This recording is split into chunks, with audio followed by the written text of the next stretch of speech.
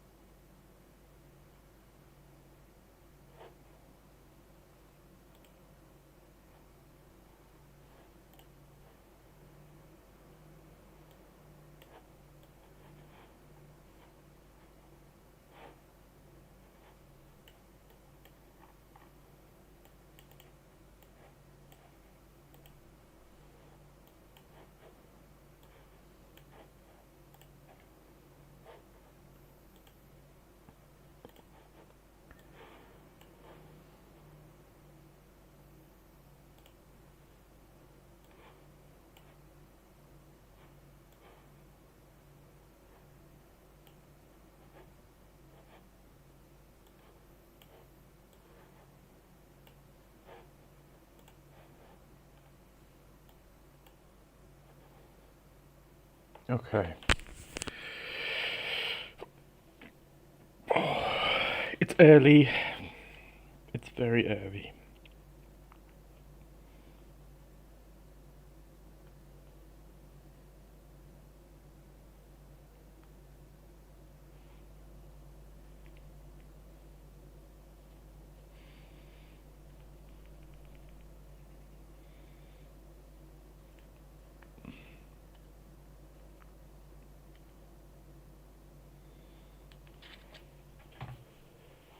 Good golly gosh.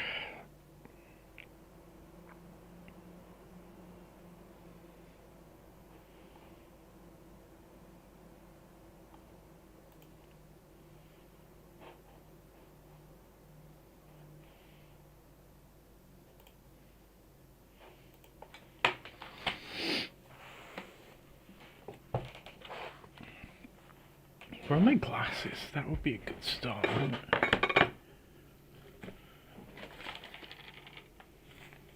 Hmm.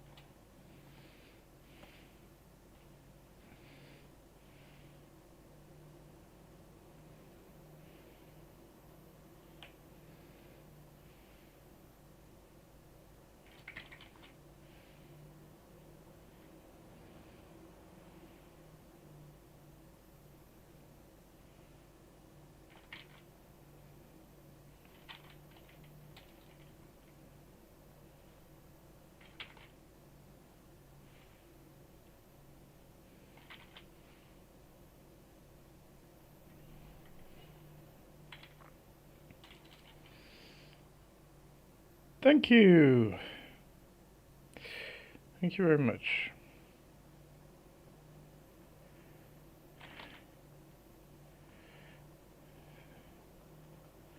Shape design, for me, is always going to begin with these shapes, you know. The warm-up shenanigans. Like this line here, should that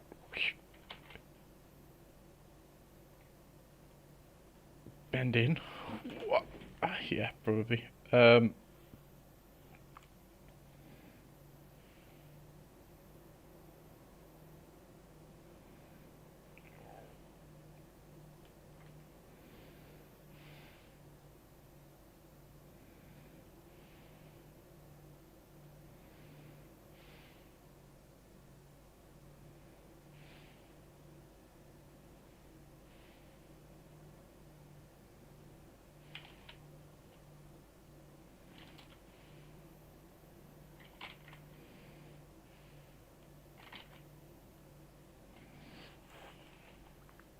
How are you doing today, anyway?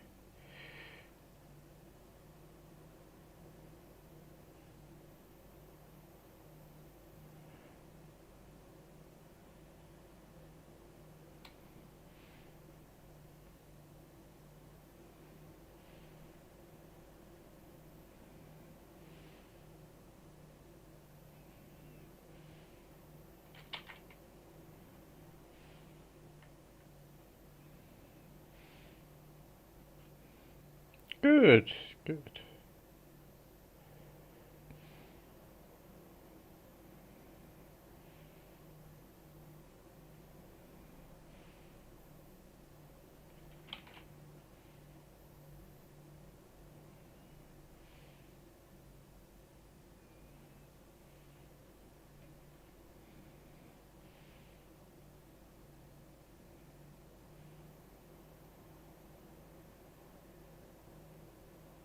Oh, is that on at this time? I used to watch Cynics all the time. Every morning, you know?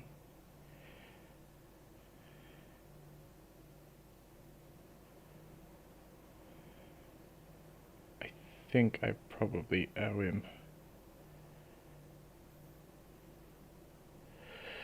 I think I probably owe him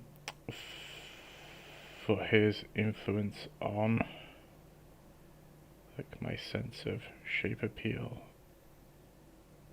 Just because I was watching him so much when I was younger.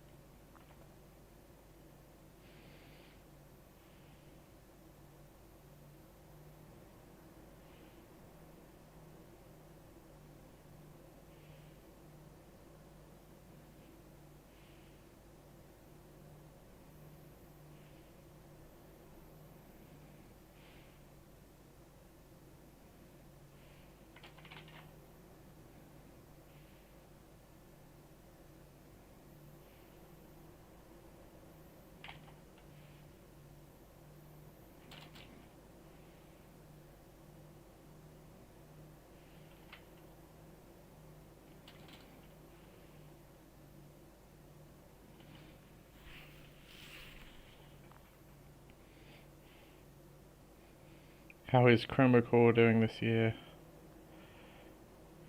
I think the last one I watched was 2020. Oh god, I don't know. How long's it been going for? It must have been 2021 or something. Maybe a little bit later?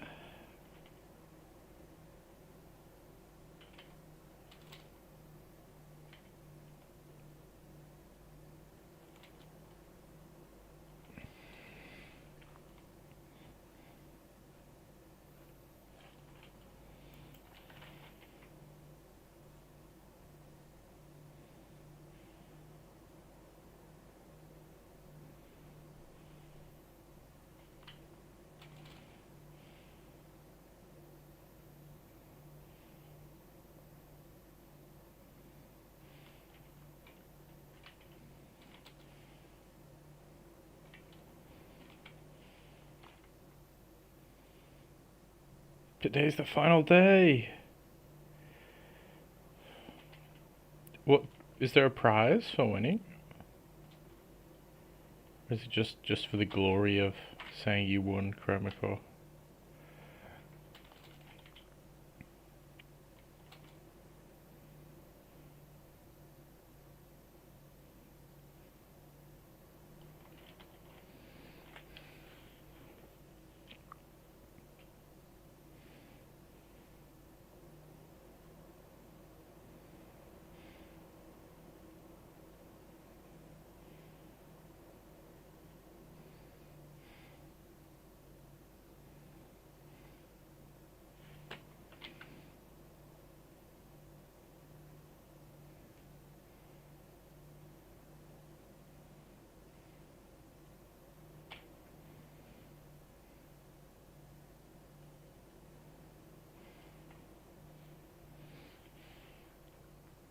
Only for fun, huh? That's okay.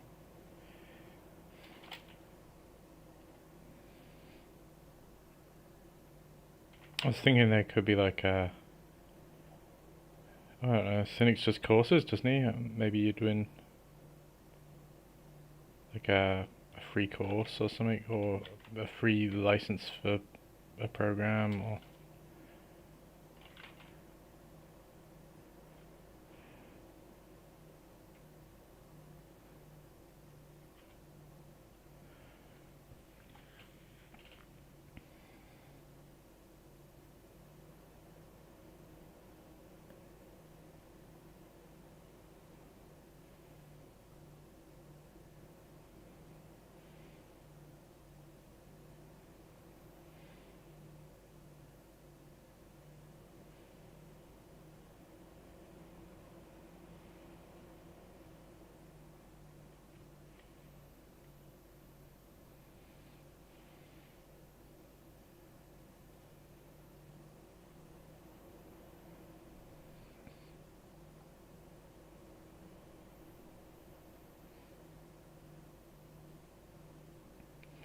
I used to be in Cynic's Patreon server for years and years and years, and it was the only Patreon server or the only Discord server really that I used. Um, and at some point, he started streaming, and like anyone who gifted him a sub on stream also got access to the server, and like instantly it went from this community that had been really tight knit for a good oh god, I don't know, like 5 years or so, to like an overwhelming number of completely random people joining all at once.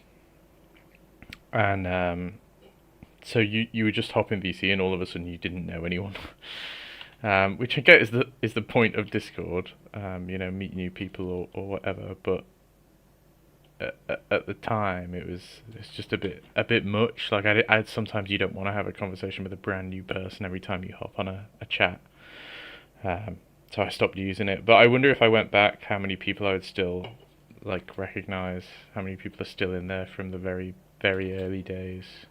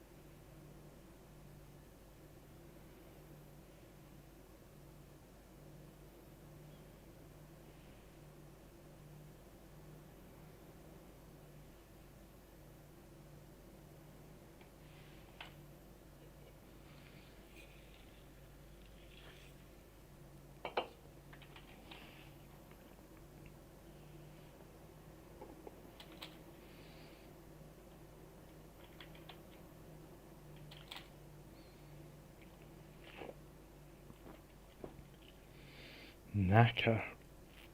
I don't know who Naka is. Are they also like a YouTuber or social media artist?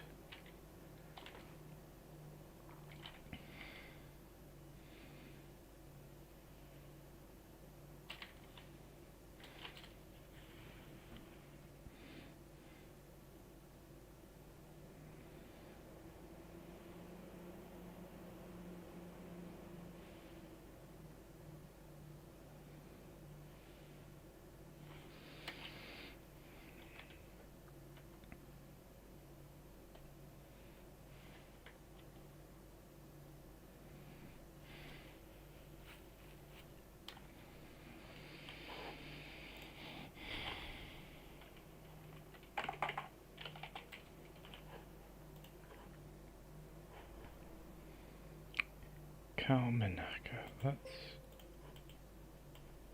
I will Google them right now.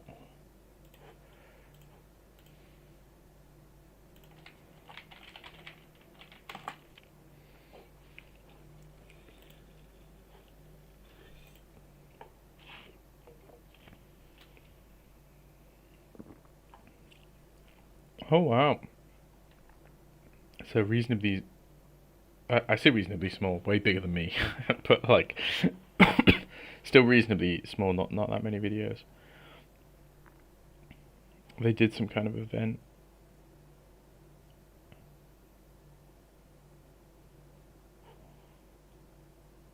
Okay, I'll check them out.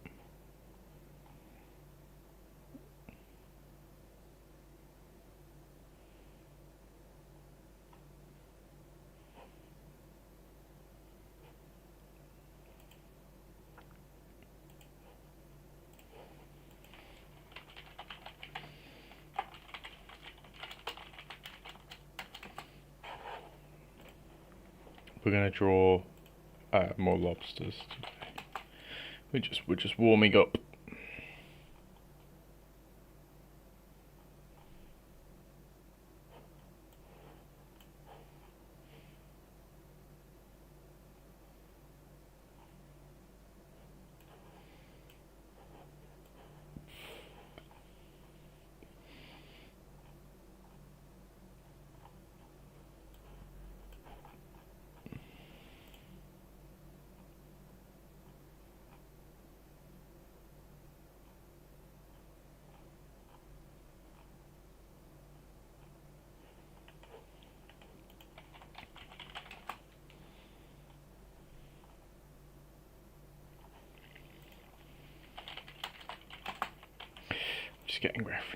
Just getting some references of lobsters.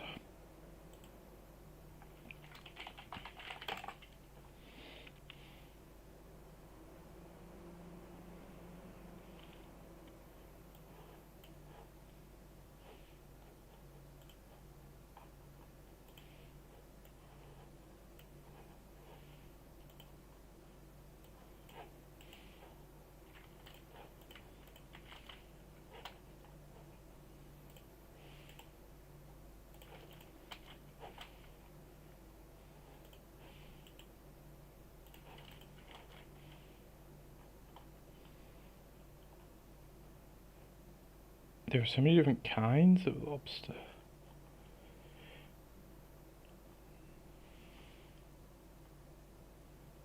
This is like lobsters that don't even have tails and things.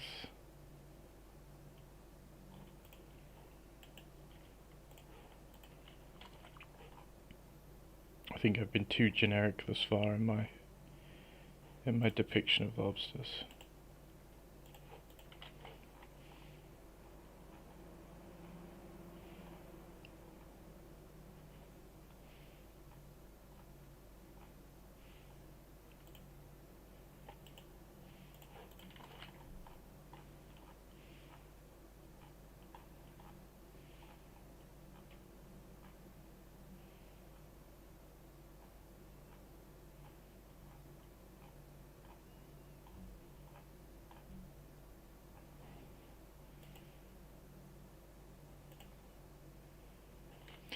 What is a yabby? How long have I been drawing? I've been painting for 8 years. I really properly started drawing last year. But you do draw when you paint anyway. But let me grab an example.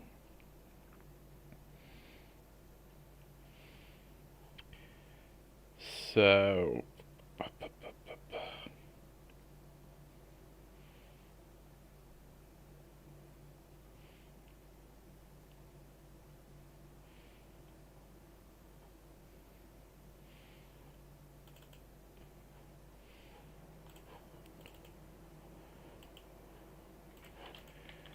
this was a drawing from 2024, and it's fine.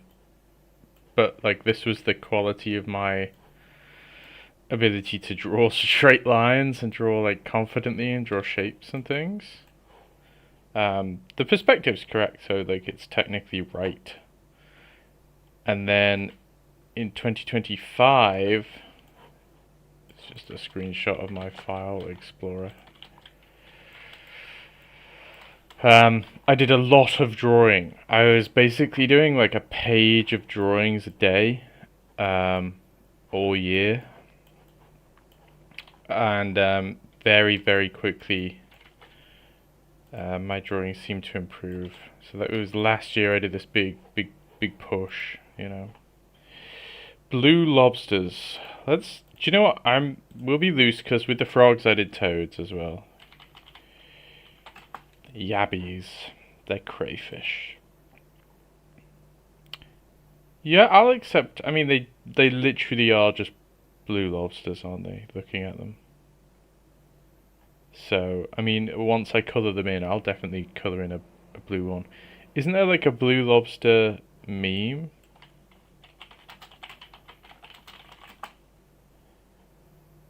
Hattie the cotton candy blue lobster.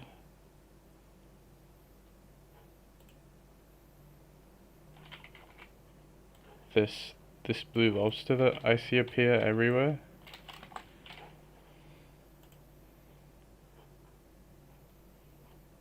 With like da da da da da da crazy dramatic music that pops up.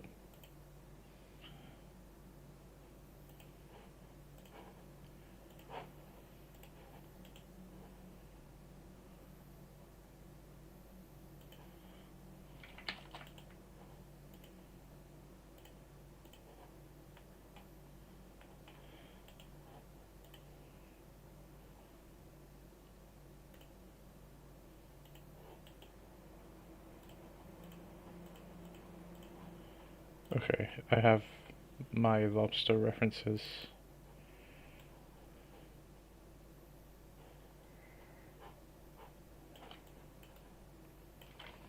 We're gonna make sci-fi lobsters is the plan. But first, I should probably just draw some more normal, quote-unquote, lobsters.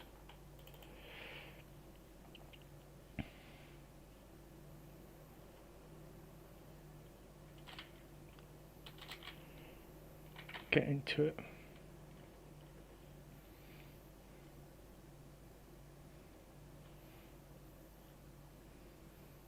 They seem roughly to be like this shape.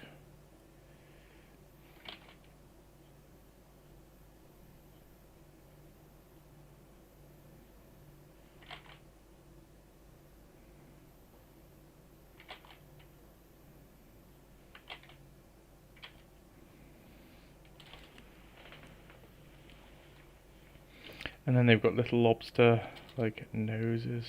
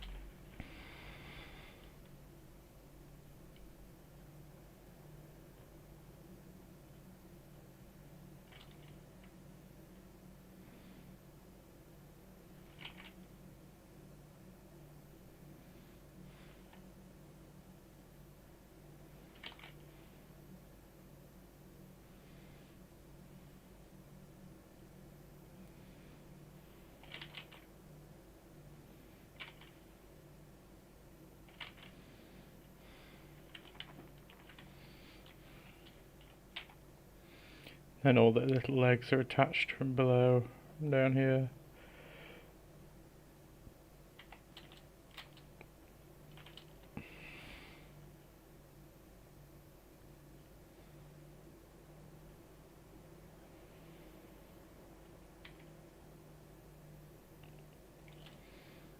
What are you up to, 5?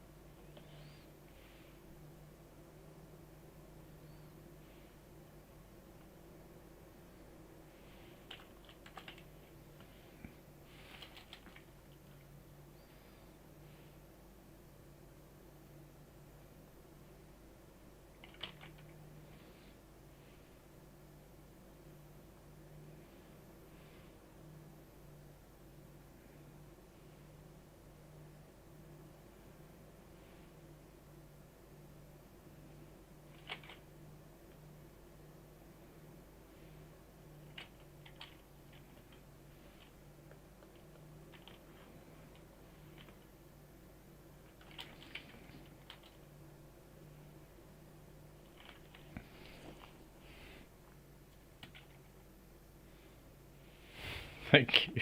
Yeah, it is a mess. What's Grim Dawn? What is that?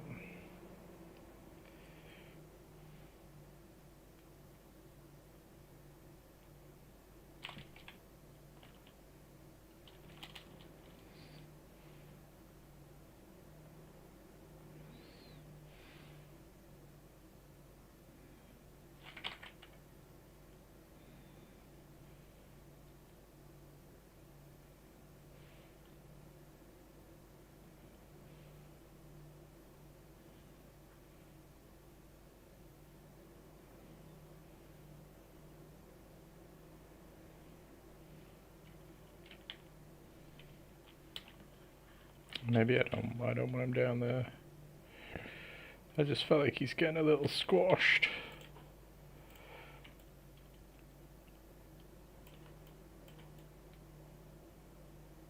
Maybe we can do that.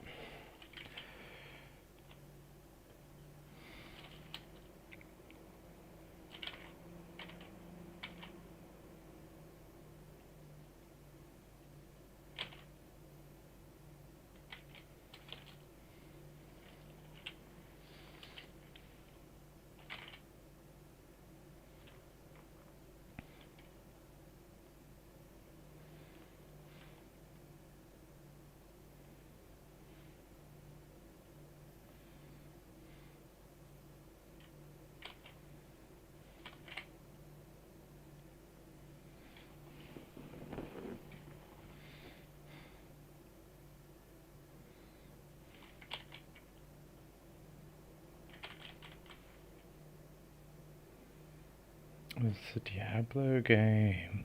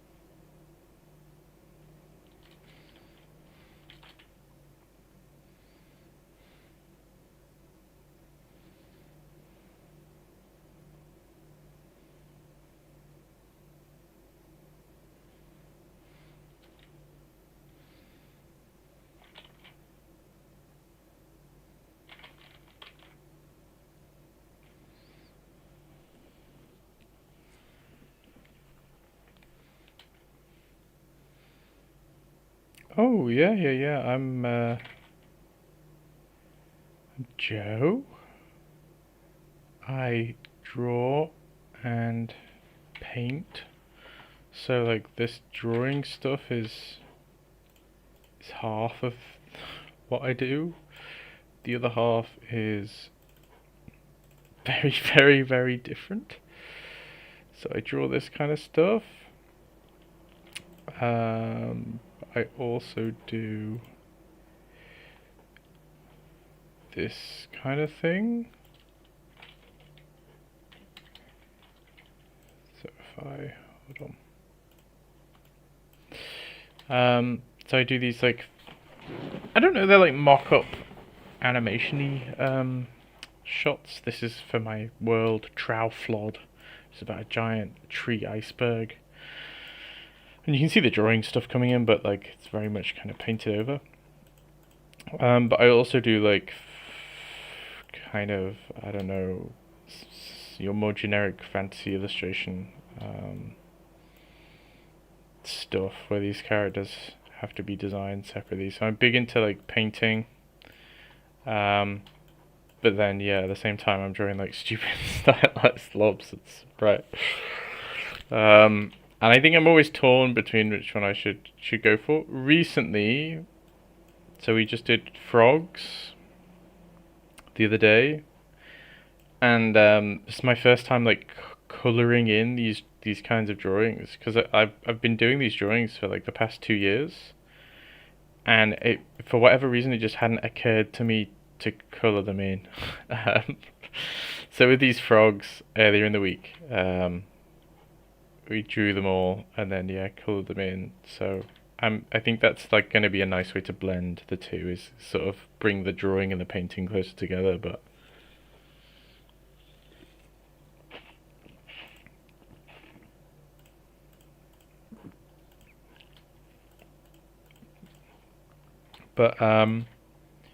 yeah, that's me. It's it's a funny one. I think I'll make a decision eventually. Other than that, I teach like at a university in the UK, and I run mentorships and things. A lot of my video content is like teachy stuff. I haven't made a video on YouTube in a while. Most of it's on Instagram, but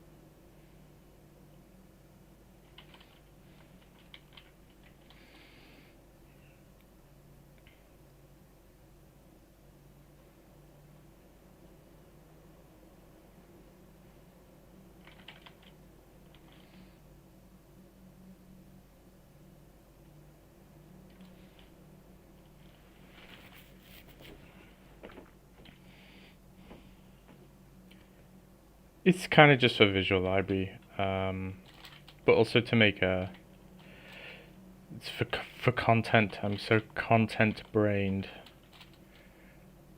that with the frogs we did like tag yourself video on Instagram, and people really seem to enjoy tagging themselves as different frogs. So I'm not going to get people to tag themselves as these lobsters. These lobsters are practice. What we're going to do today, because I think I'm going to stream until like, I don't know, 10, 11, 12 or something. So 5 hours, 6 hours. I'm going to move on from these lobsters and we're going to make sci-fi lobsters with guns as claws. So I'm just going to do a couple more regular lobsters to get me into the swing of things. And then yeah, we're going to be on sci-fi lobsters, which I think sounds cool.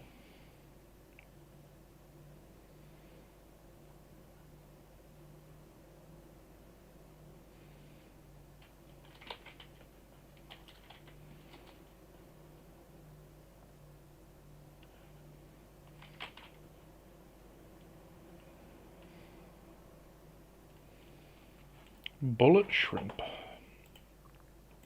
You're making me Google so many things. Bullet shrimp.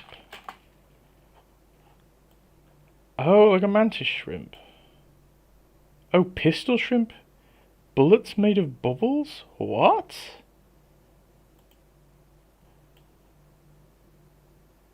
I've never seen this. One of its claws is like a gun. That's insane.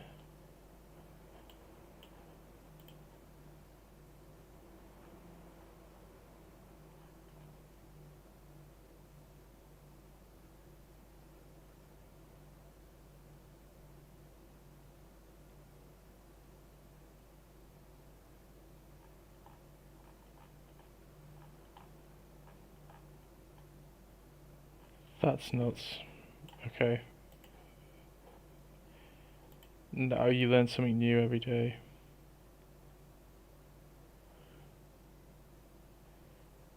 We'll do all different kinds of sci-fi lobster, you know. We'll maybe one of them could have like a flamethrower claw.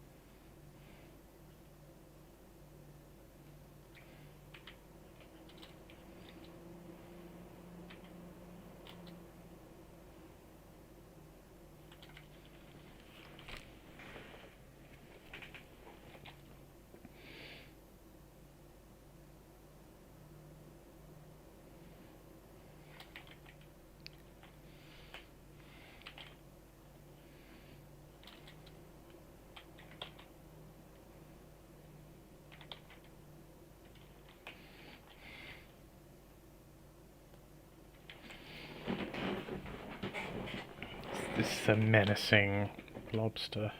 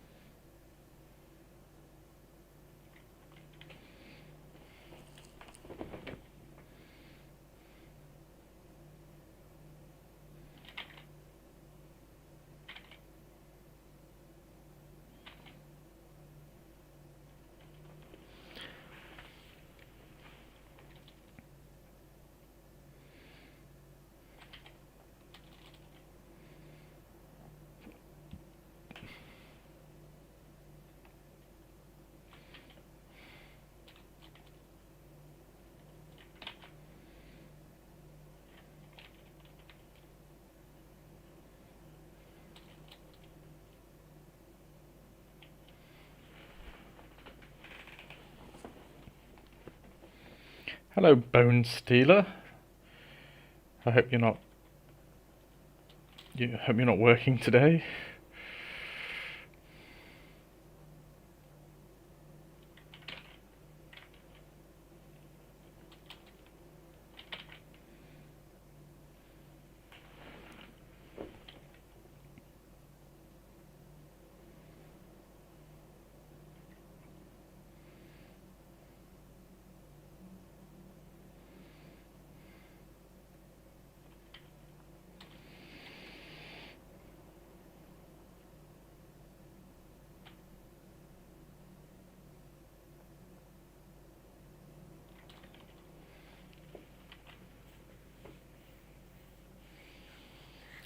Folds like Lion Decker.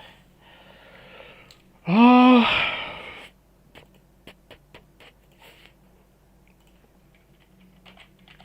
Let me go and look at a Lion Decker painting. They're just very sharp, aren't they?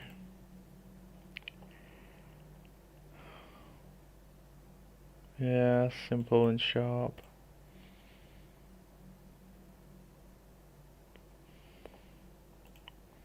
So I guess keep them nice and angular and heavy. Other than that, do some master studies of Lion Decker. Bring him up.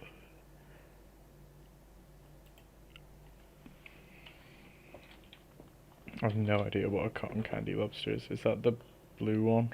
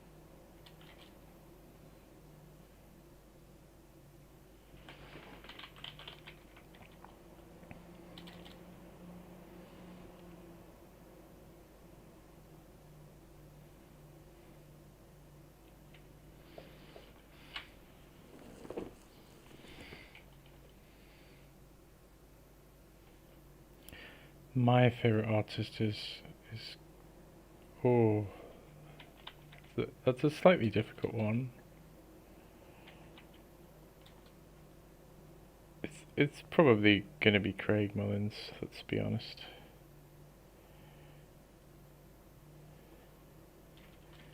He's just so wonderful.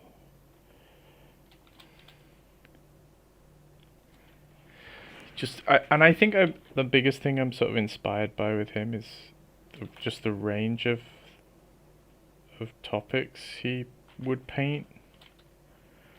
Like, I get the sense that some artists tend to sort of pick a subject and then run with it for the rest of their lives, which is fine, it's respectable, you know, that's what they want to do. But Craig, like, he's just painting anything and everything. And I really like that. I think I'd like to be his age and still, like, painting tons and tons of stuff.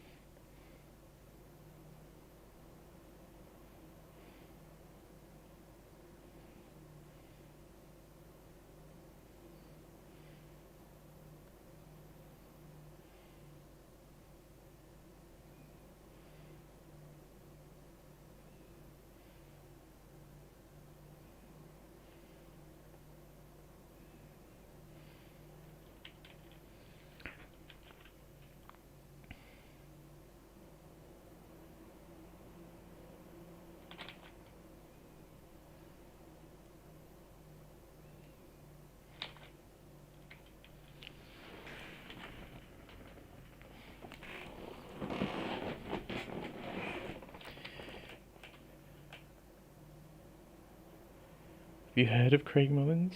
Are you a fan? An acolyte? But there are like lots of Craig Mullins adjacent artists who I like very, very, very much. But interestingly, none of them really do drawings like this. So I don't know that I like the tail flicking up. I think it needs to.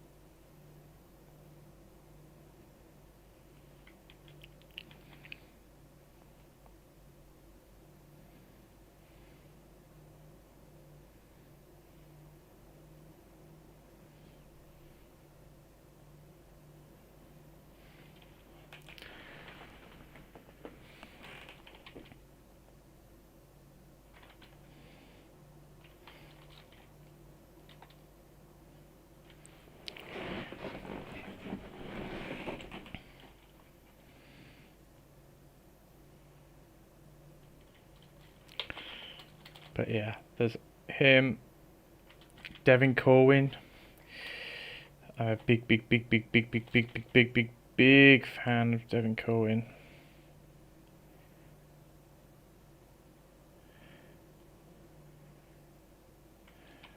I did a mentorship with Devin Corwin. I wanted to learn a lot more about the way he thinks about painting.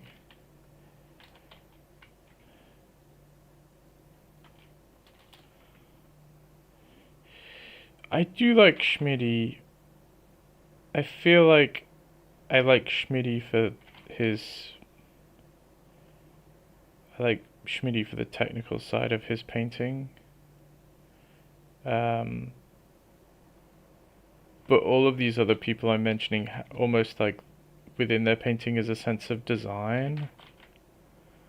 You know, it's like, and I kind of have like the opposite with Sid Mead, where I love the design work in Sid Mead's paintings, but I don't like look I don't love the look of those paintings necessarily.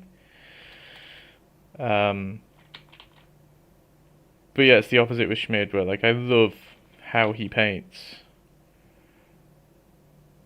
but you know, it would be amazing to see him apply that level of painting to something that isn't just his wife or um, an old house, like a tree. They are lovely. I don't want to. I don't want to diminish how lovely they are.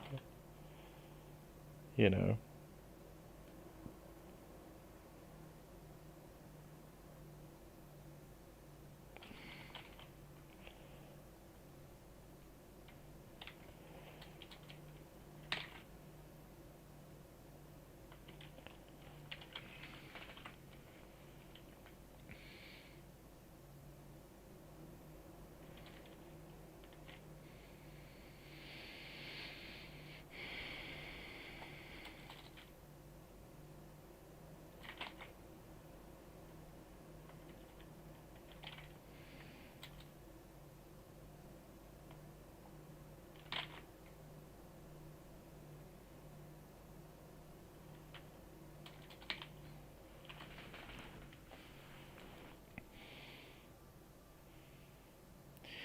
Yeah, yeah, and there is a beauty in just painting something simpler, but painting it in a really majestic way. You know, for sure.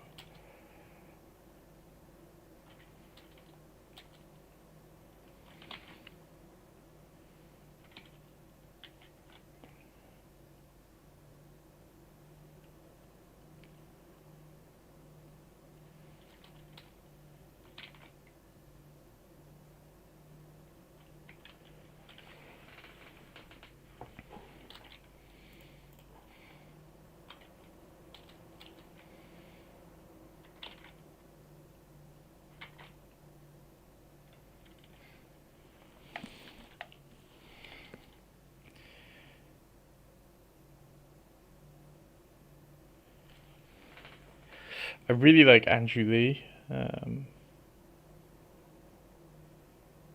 but he's like again, like he can do what he wants. I don't mean to claim I know what's best for Andrew Lee at all.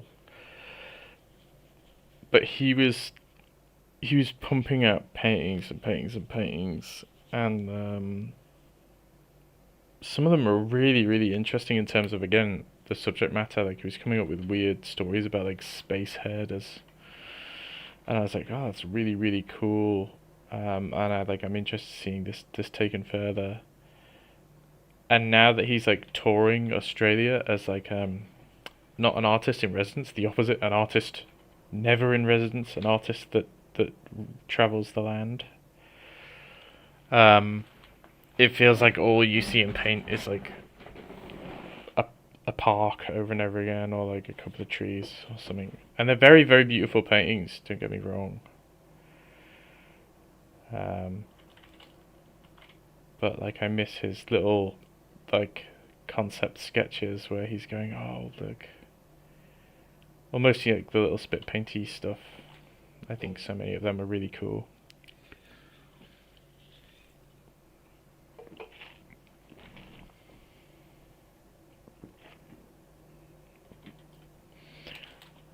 Do you know the one thing he did paint that I always thought was really, really, really nice that he painted from life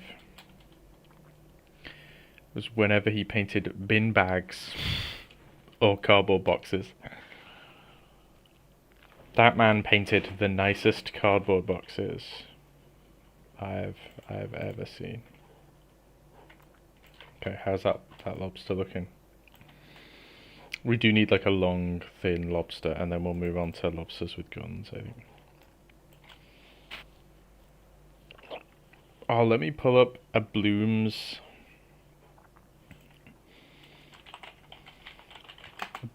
cardboard box painting. I have them saved.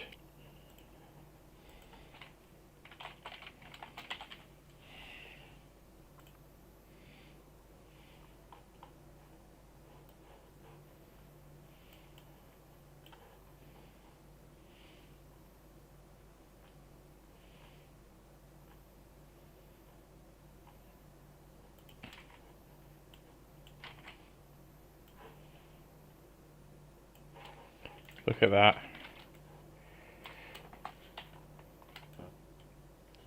It's like such an unassuming subject, but even compositionally, like the crazy, it's not crazy, but like the 3 point perspective, like making this giant leaning tower of boxes adds a lot of like tension to the image, right? Because it feels like it's about to fall over. But I swear he just had this pile of boxes in his house because he painted it a few times. He just sat and painted. Maybe it's at work. It says lunch break. But just getting the quality of like the cardboard that's like creasing and like bulging. Whatever else. I think Andrew Lee is like my most underrated crazy artist. Like he only has 3,000 followers on Instagram. Like that's insane. That's nuts. He's maybe one of the most talented artists I can think of, and he's got 3,000 followers. I feel like a fraud that I have more followers than Andrew Lee, and he was posting consistently every day, like 6 paintings a day, and just like again, like look at this one, just like bin bags, but painted like so simply but so nicely.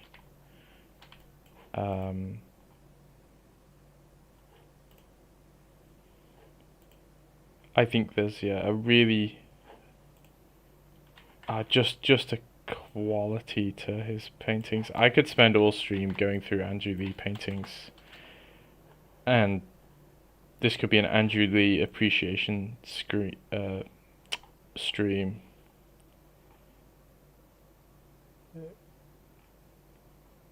Just incredible, absolutely incredible artist. I mean, like, oh my god, that like, and mixing the textural with the graphic, like, that is insane. That's such a, I don't know. I'm gonna like nerd out about this stuff. Hello, Mossy Stone, but like that, the roughness of the material of the carpet with how flat he's painted the cat on top is like, oh, it's so nice. It's just so nice. I think he's super masterful. But he's gone. Not it makes it sound like he's dead. He's doing some kind of like Australia tour as like a traveling oil painter. So I shan't see him again.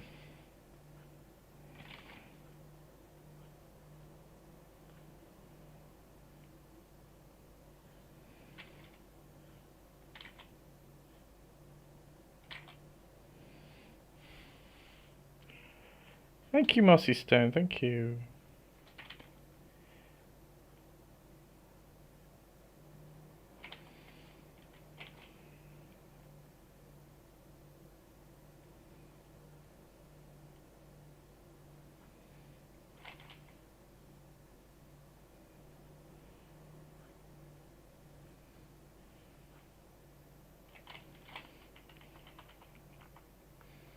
His Instagram username is andrew.leeart, I think.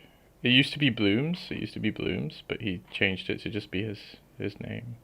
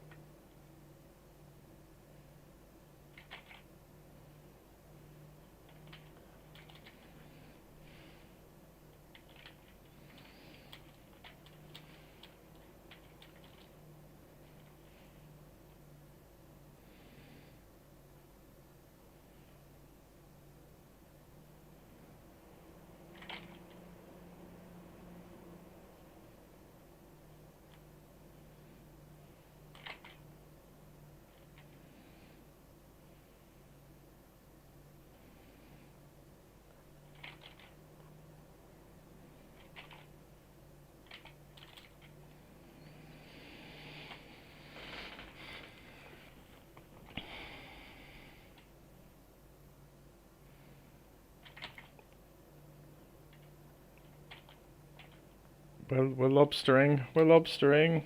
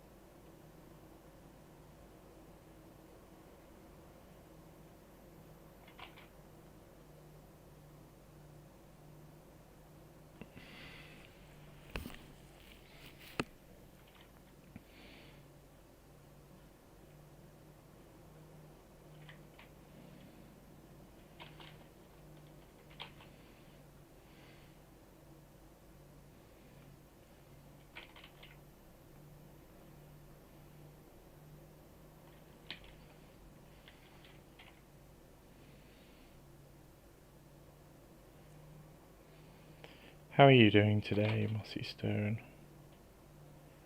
What are you up to? Do you draw? Do you paint? Have you ever drawn a lobster?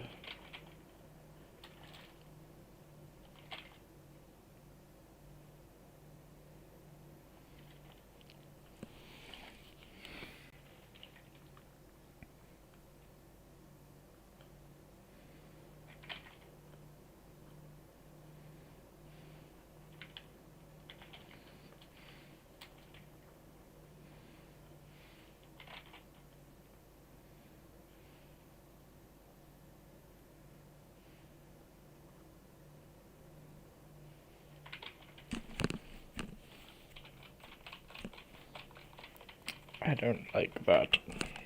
I feel like his claw would be doing something else.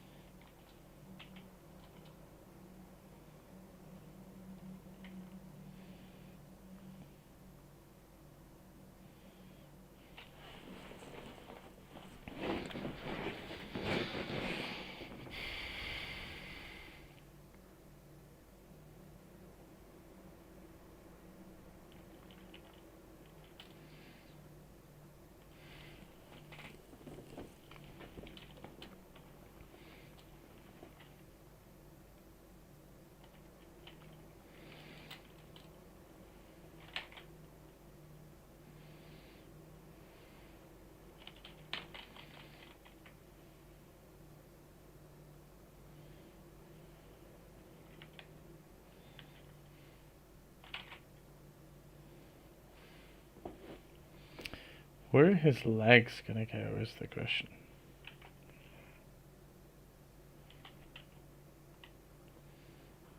And I think his...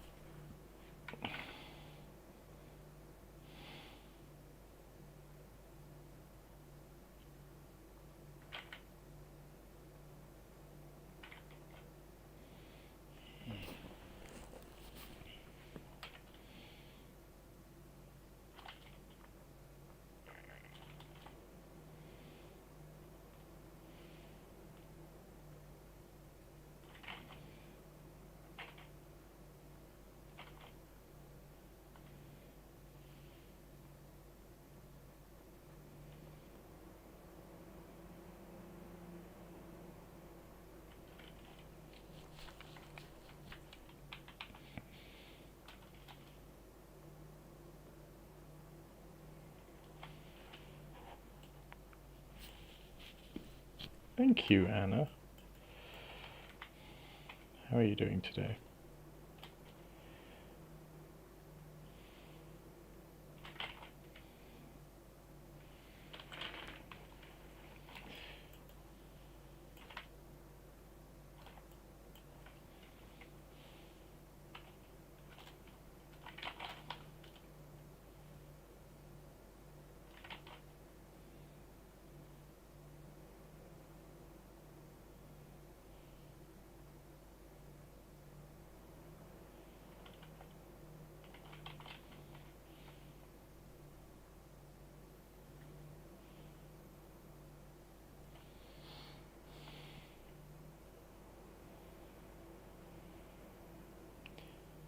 I have no idea who either of those people are.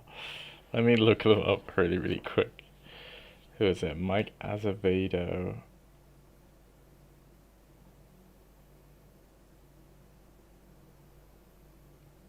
And Justin Gerard.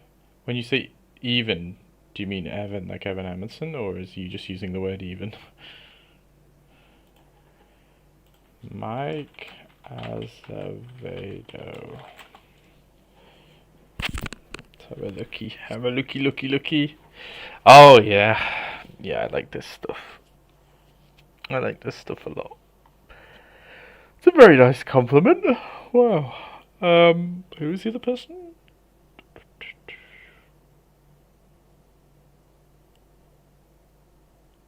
Justin Gerard. I do really like Evan Amundsen. Evan Amundsen is like, you know, for me, I think the guy. Oh, this is very like traditional fantasy stuff. Justin Gerard.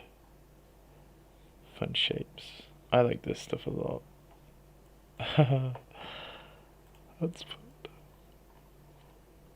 But yes, I love Amundsen. So maybe the Amundsen is showing through. I don't know. There's something about the shape of this guy I'm not a fan of.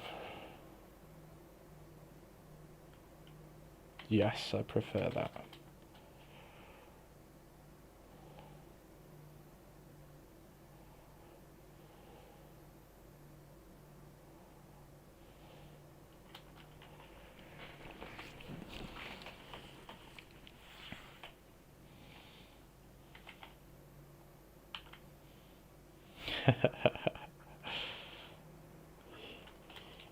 He's yeah, his stuff is just and I really like his drawing a lot more than his painting.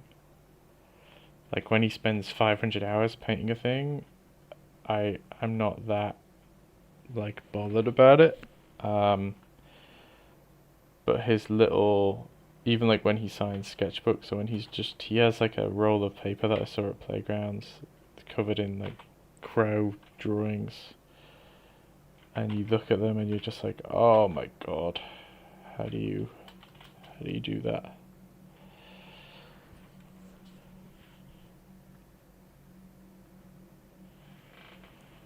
That would be a lovely personal goal of mine, have my art shown off at like a playgrounds-esque event.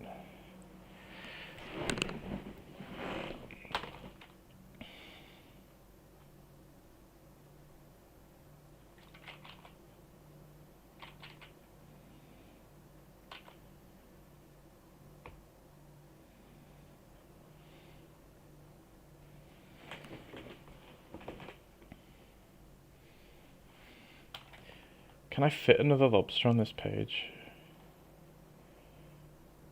Maybe there. Oh, it's basically just a copy of him. Maybe not. Maybe we save this page. I give my little hand a break. Maybe we talk about something while I give my hand a little rest. I've been drawing for an hour and a half now. And then we'll move on to sci-fi lobsters. So we're going to take what we've learned about lobsters here, but we're going to give them guns and like helmets and things. We're going to make space lobsters.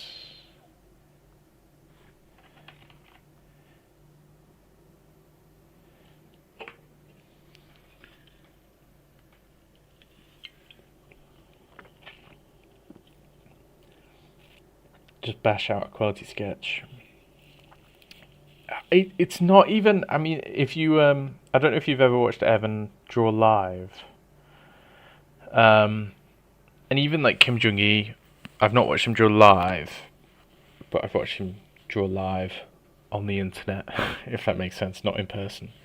But I've watched Evan draw in person, and I think that's what you realize when you're watching him is there is this like perception that you're just watching someone just carelessly bring a sketch together, but when you watch him draw in person and the pace at which he draws, it's like there's a good 5 seconds of thought before every brushstroke. Like he's really taking his time, and he's going, okay, where's this going to go? Okay, is there any going to be anything on top of this? And then he just commits to his one brushstroke, and then he sits back and he thinks, okay, what's my next move? And it's like you're watching a general plan a battle or something. It's so well thought out that it must really, really be a strong mental exercise, I suppose. Same with Kim Jong-il when he's drawing. It's like silence and so much brain power. I feel like I don't have that much brain power. I'm gonna have to train my brain.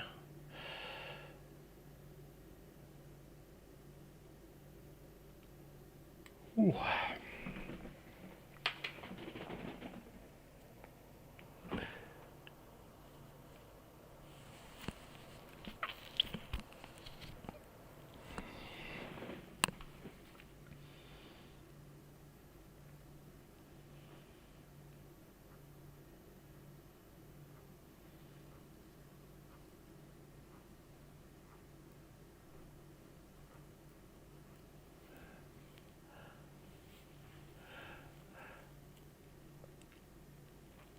Yeah. And the quantity is mad. Like the sketchbooks and sketchbooks and sketchbooks full of drawing. It's mad. I mean, that's kind of one of the things I'm aiming for with these morning streams, is if I can rack up. I've been doing the last two have been 3 hours long. Today's gonna go for longer because I don't have work. It's a Saturday. Let's just pump in those hours and see where we get. Some of these lobsters I don't actually like very much. I don't like this one's neck.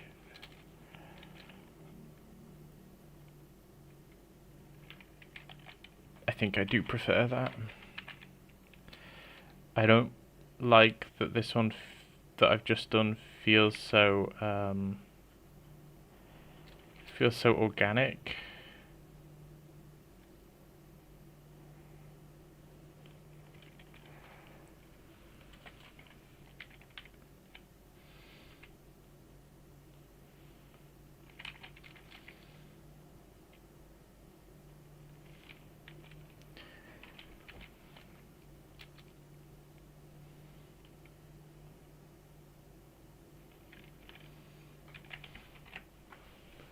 It's meant to be a hard surfacey thing, but it feels very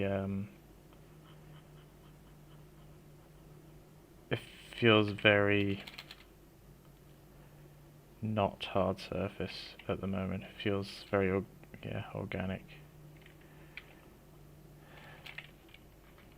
That helps a little bit, but more like panel lines.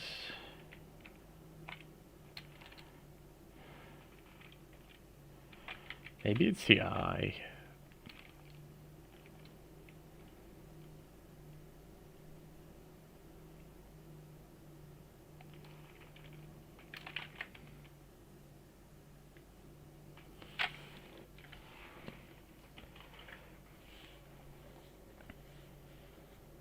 Yeah, yeah, exactly. Yeah, this guy's neck was a bit heron-like, but I just feel like the bend back in wasn't working. Maybe if the angle is shallower like this.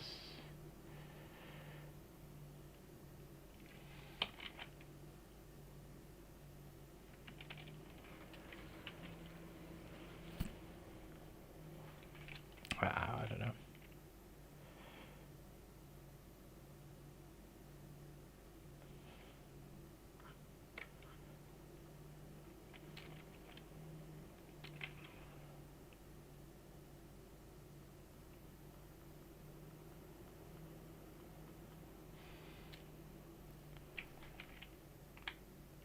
Thank you, LLW Draws.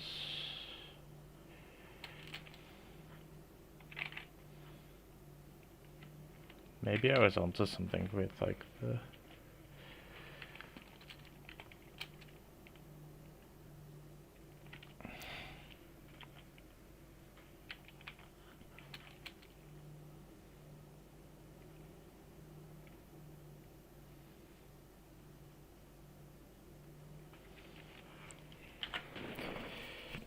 Yeah, that's better. That's nice.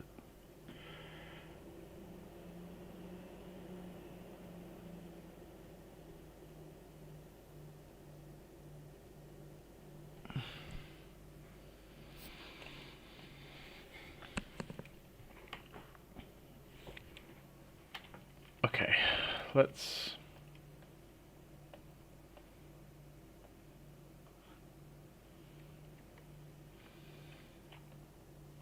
Let's do some more warm-up-y doodly bits to fill out this page. Hello, Ramses Jakes.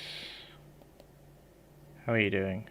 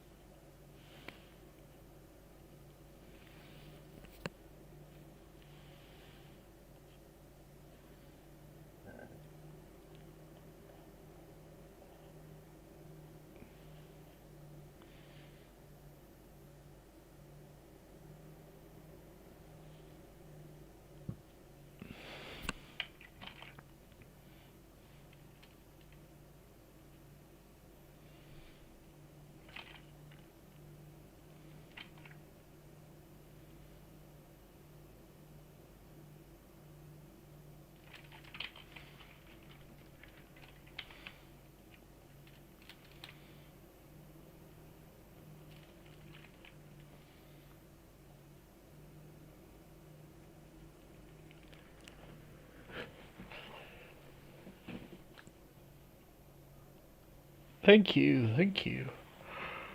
We're about to do some sci-fi lobsters, if I can bother myself.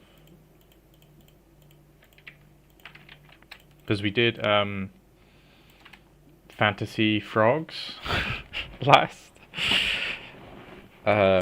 You've got William of Watford, Princess Privet, Froggin Hood, Charles, King Croaker, and Little Prince Pounce, Sir Bugsalot the Brave, and Toadsley of Jesting. And then you can see we've begun lobstering. This one's carapace, feels very lobstery, very carapacey. But we're gonna do that with lobsters now, but we're gonna do sci-fi, so I guess let's begin. Purple guy good. Charles? Yeah, Charles is kind of a lad, I'm not gonna lie.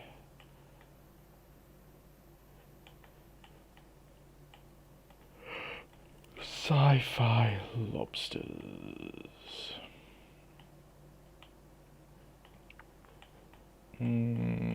Let's start with like a list of like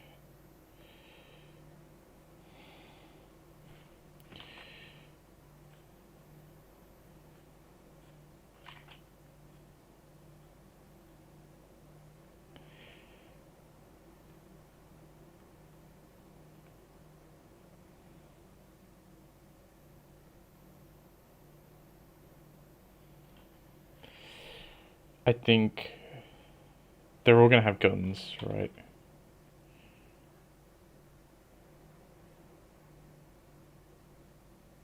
That's okay. That's okay. You go and have breakfast. Thank you.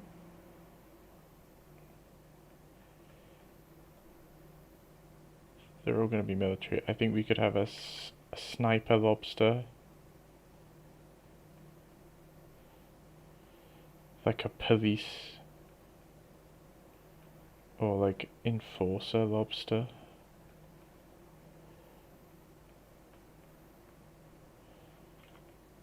What motivates me to draw? I just enjoy it.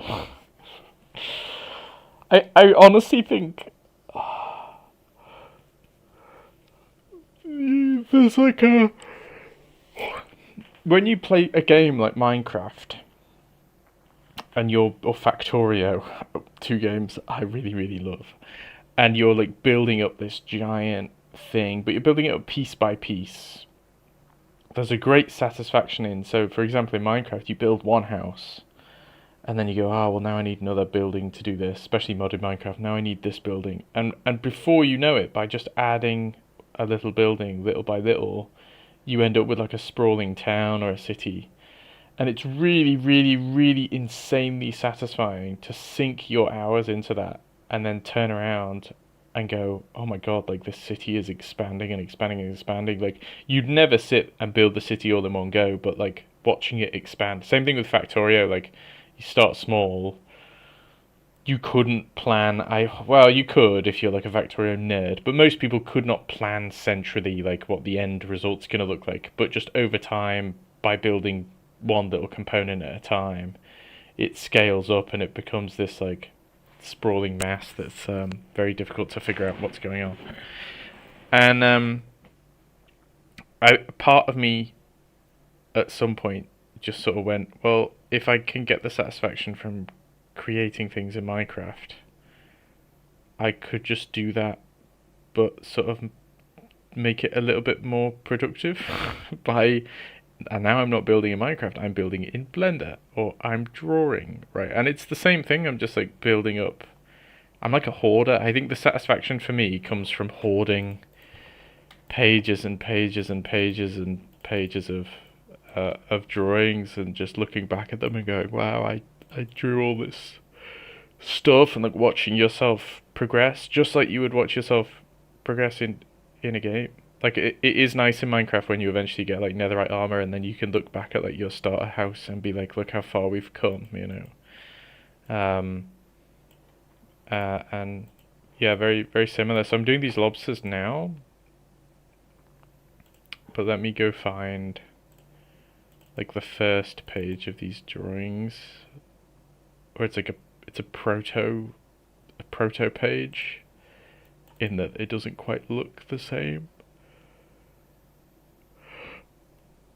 But yeah, it's probably this.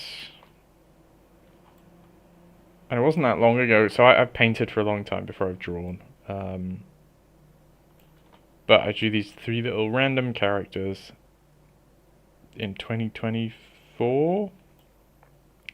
And like in between these and what I'm doing now is it's gotta be thousands of drawings.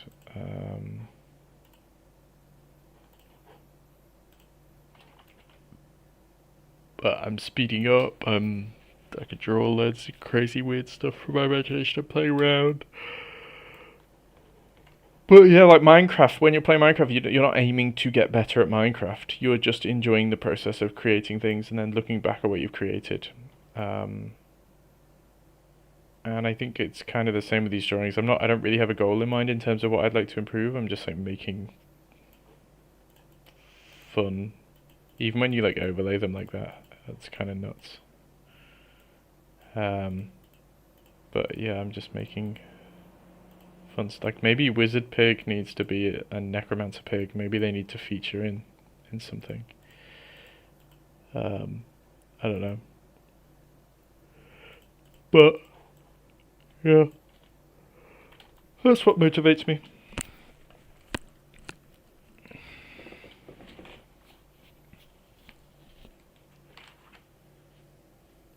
what other weird sci-fi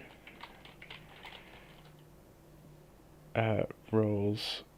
You've got like not like a necromancer, like in cyberpunk. In fact, can I just search cyberpunk roles? Cyberpunk roles. Rocker boys, classic rebels that use music, art, and rhetoric. Solos, net runners. Yeah, we want like a super techie, like hacker lobster. I think that would be awesome. We want like a digital nomad that's like a meme at this point. Sniper, I think I want like a heavy, like a TF2 heavy with like a minigun or like rockets.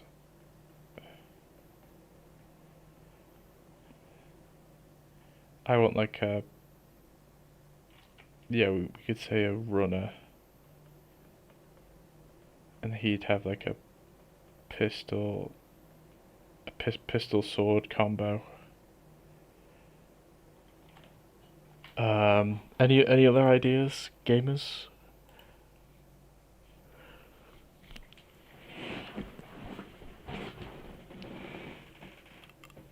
Whew.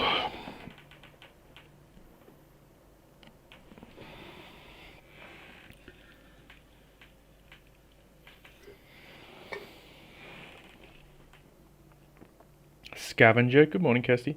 Yeah, Scavenger, I'm kind of putting under Nomad, Let's add those two. What about, almost like a, oh my god, we could have like a droid lobster. But I was thinking, almost like a religious, like a tech cult lobster, like a cultist.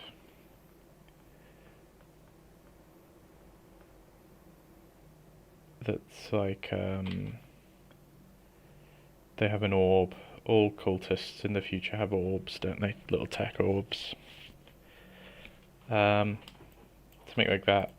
But I've added on some more lobsters this morning so far.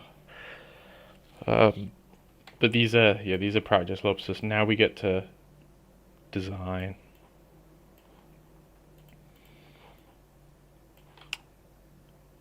Which one how many is this? 1, 2, 3, 4. That's 8. You could do more than 8. I did 8 frogs. I deleted one of them because I didn't like it. We'll leave it like 8 for now.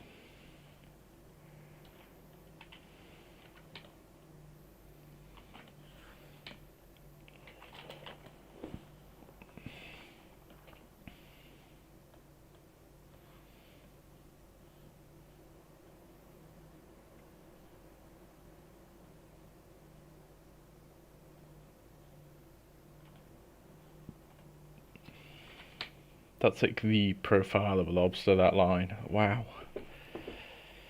It really doesn't take many lobsters drawn for you to get like a pretty decent idea of how to draw them. Which lobster should this be though? The first person to say one of these things, that's what I'll do.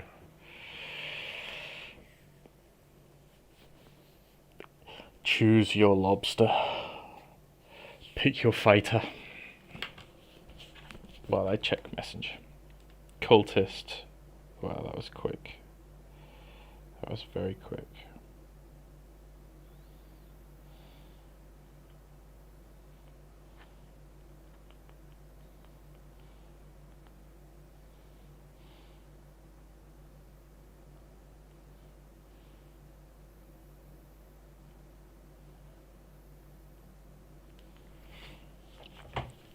Okay, cultist lobster. This profile probably won't work for a cultist lobster, but we'll leave this up here. Cultist. I'm gonna need names for all of these as well. For a cultist lobster, I'm imagining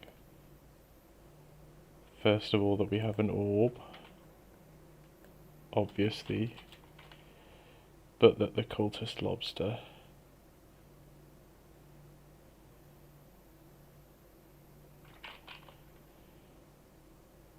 is kind of wrapped around.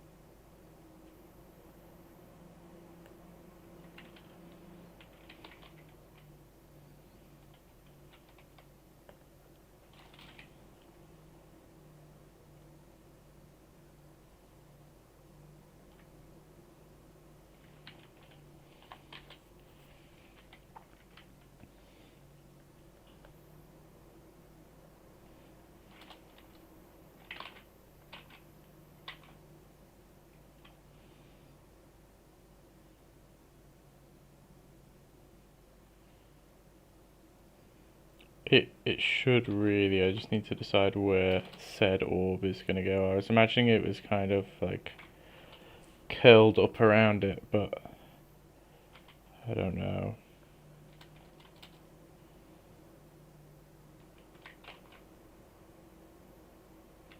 I don't know how large the orb should be either.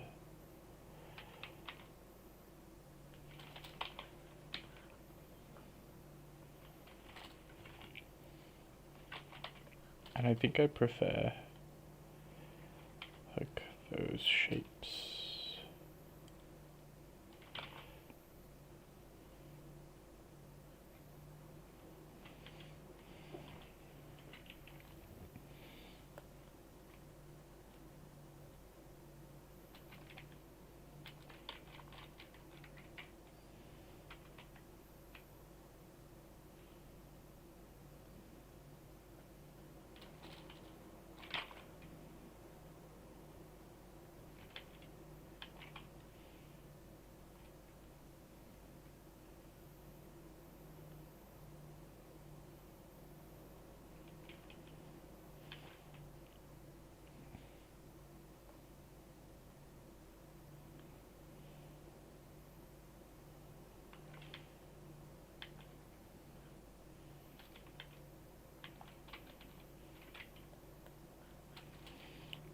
How is this working?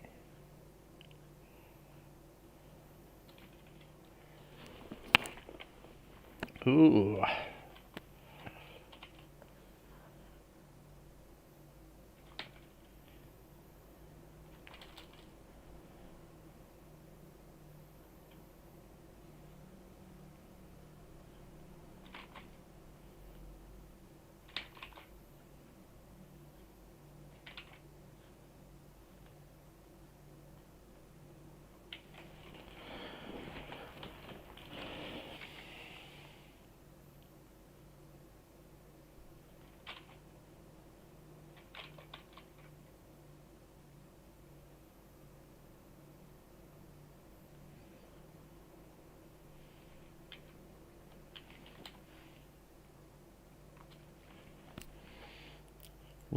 Robes would be great.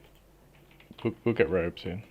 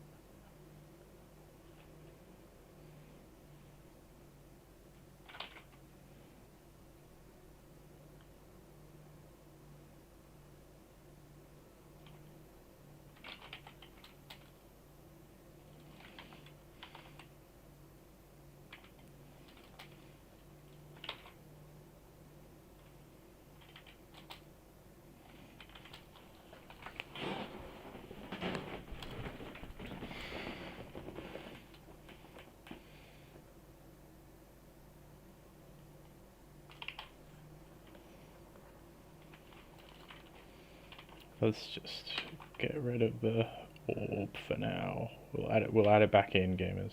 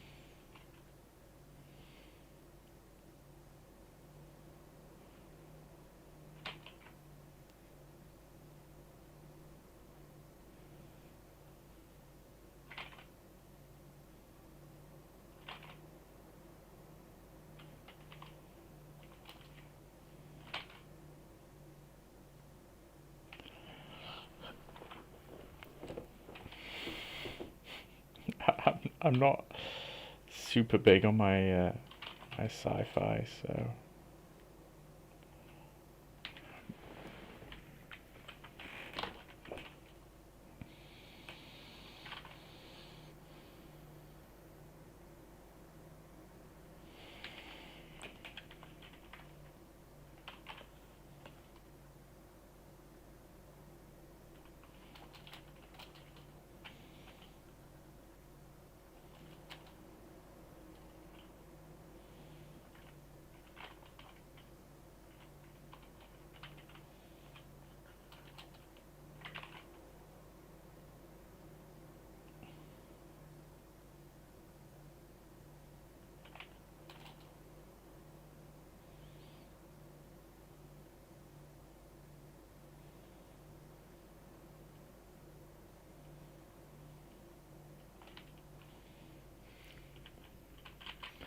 Hmm.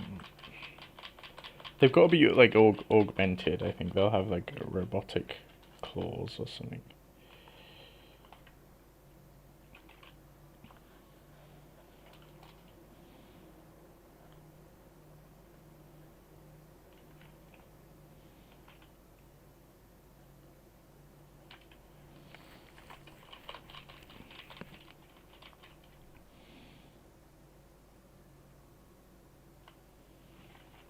I think maybe I've gone too nuts with the tail.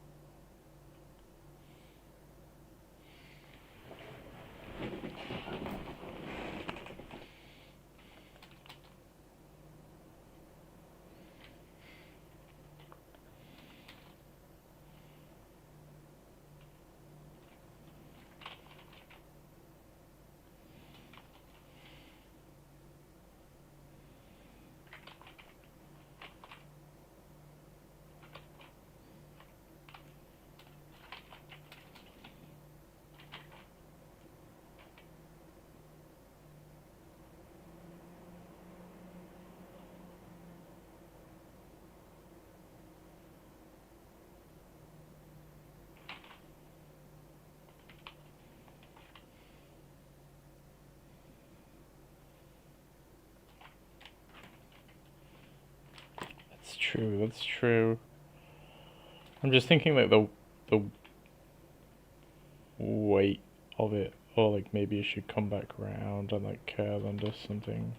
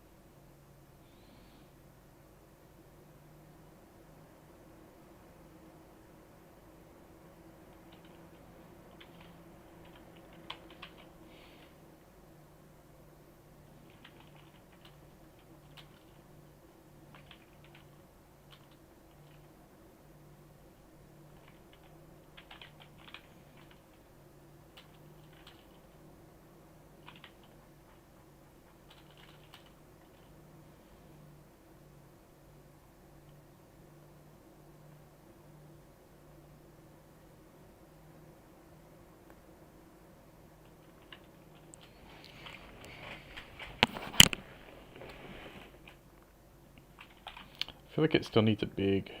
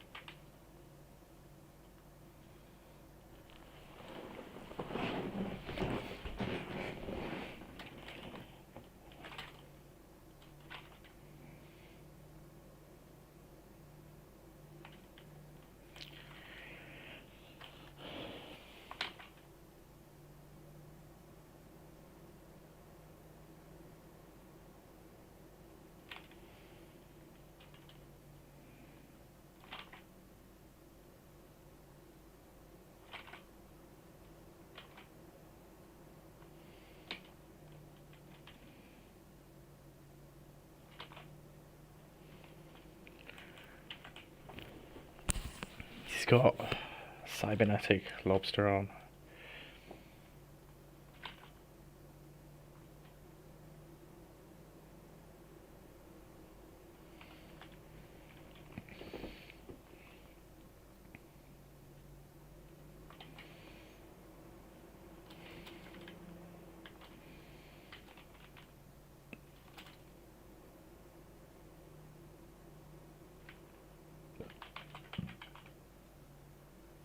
If he's like a proper cultist, he wouldn't be able to see.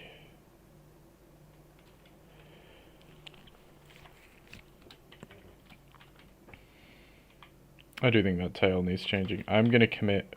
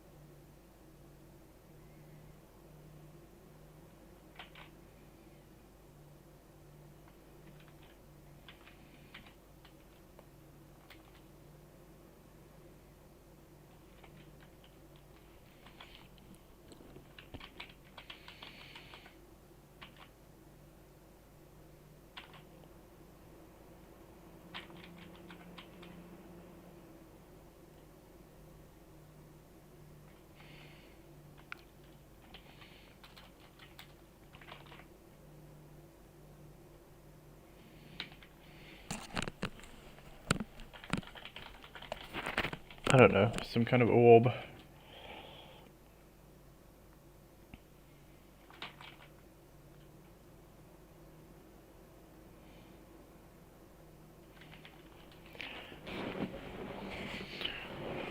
He needs more legs.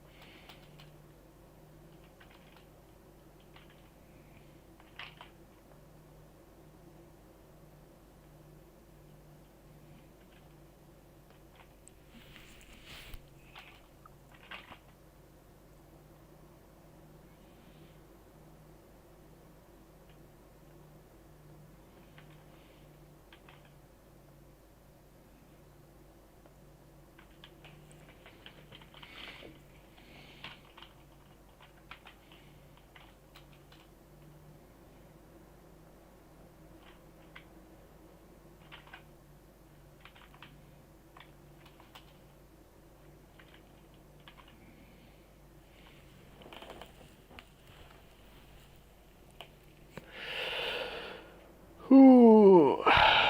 Big stretch, big stretch.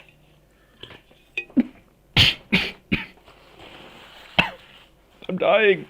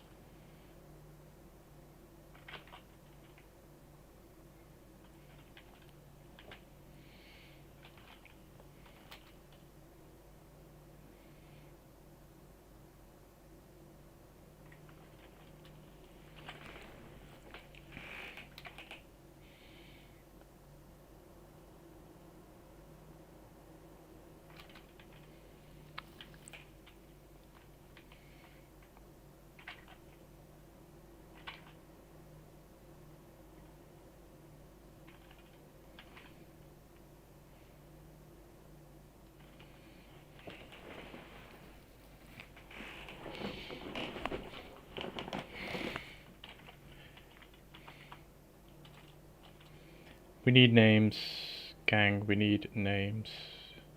I can't do this alone. I came up with basically all the names for the frogs.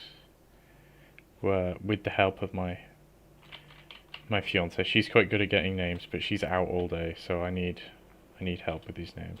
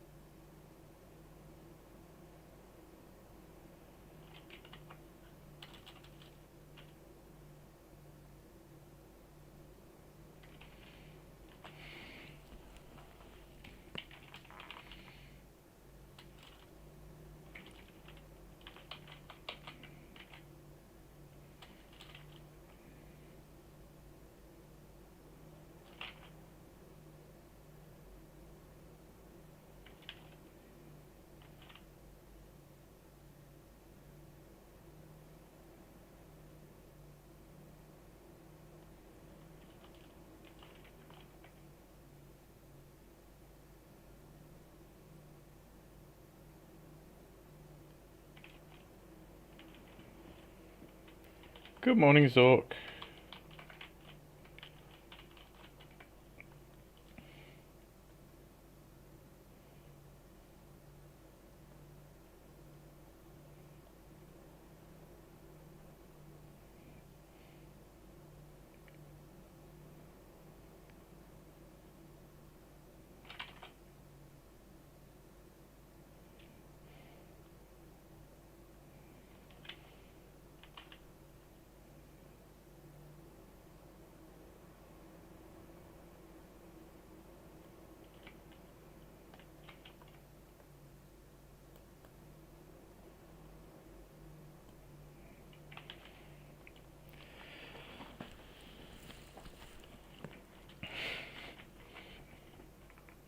Cornelius Orbseeker.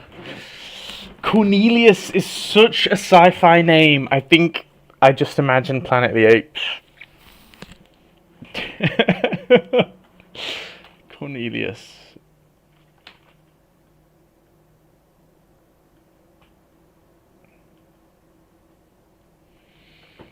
Could you have a second name that relates him to lobster? All the frog ones were kind of puns, right? So I need like a lobster. Cornelius Claw. But claws spelt weirdly.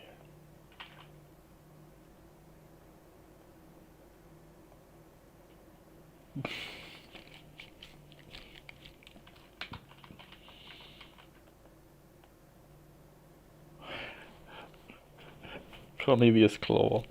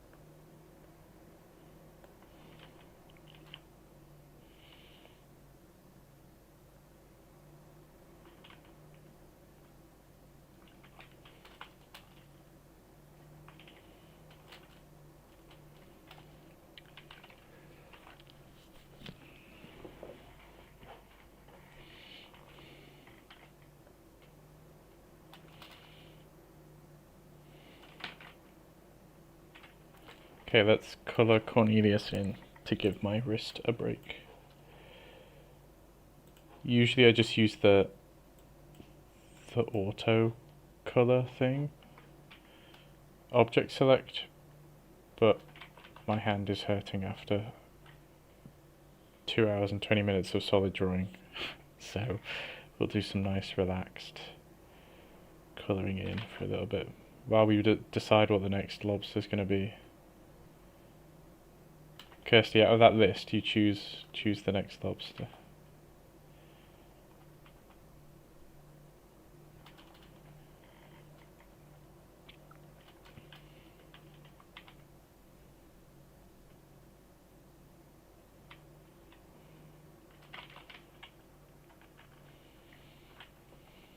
The claws, oh my god, you're right.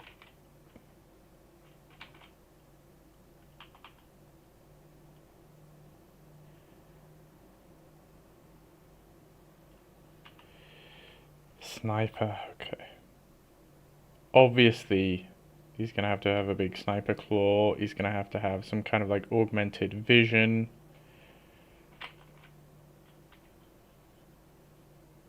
He's probably going to be like lying prone.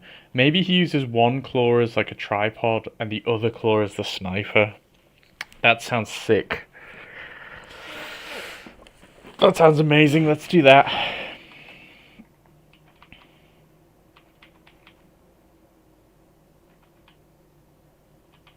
But first, a relaxed colouring in session.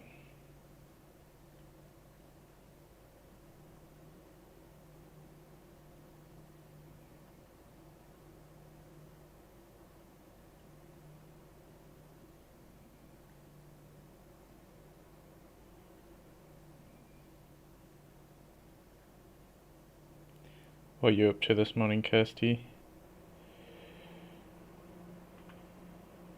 You working on your witch's cottage, or are you enjoying your weekend not working?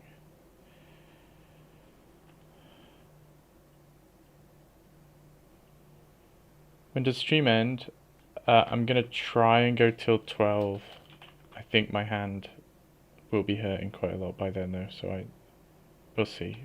We'll see. I just think I need to press less hard. Maybe I'll change my Wacom settings. There's something about this biro brush that, like, if I want those nice juicy thick lines, I've got to press unreasonably hard, so I'll tweak some settings, I think. But yeah, 12. 12's the goal.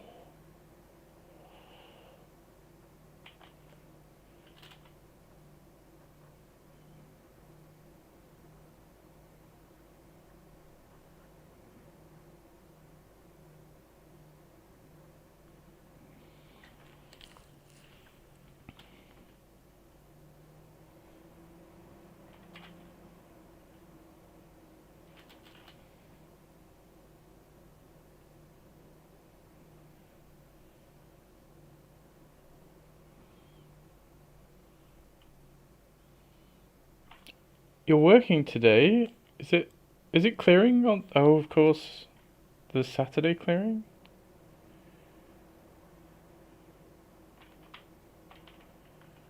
Make sure you claim the day in lieu. If you can. I assume you can, working a Saturday.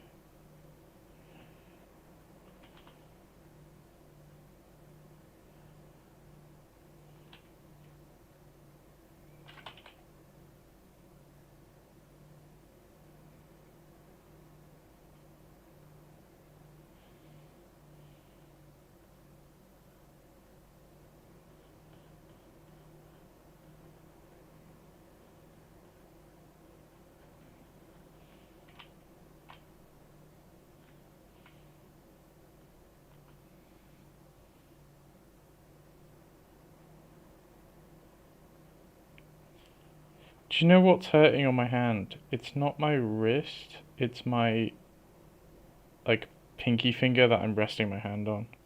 I wonder if I can just cushion it with something.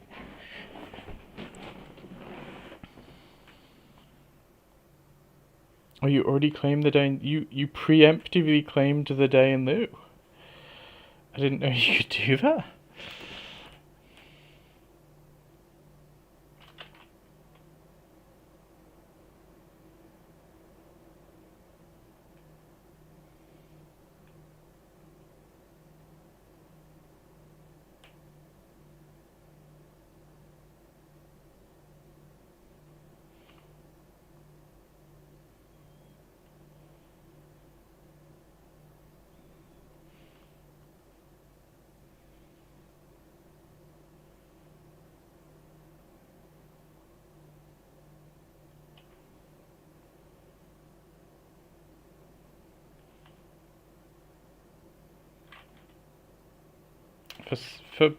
For a person that doesn't draw sci-fi very often, I'm happy with these robo arms and claws.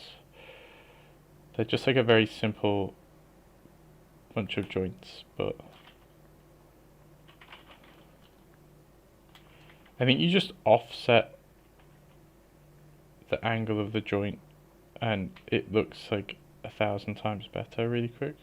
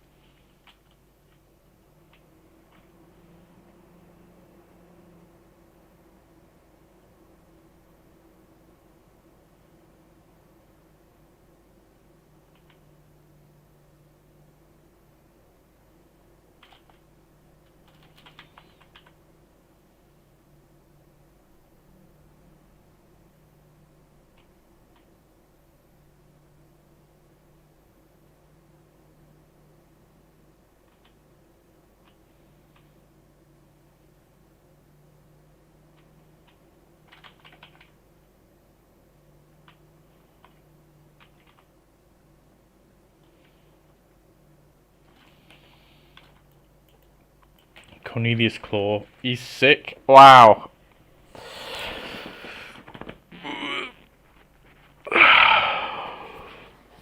Big stretch. In fact, let's have a yap break. I'm going to stand up and do some stretches.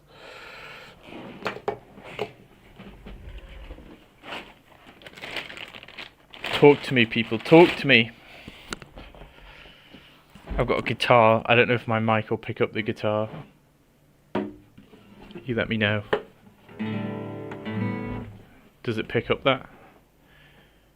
It's probably not the best thing to relax my hand to play guitar.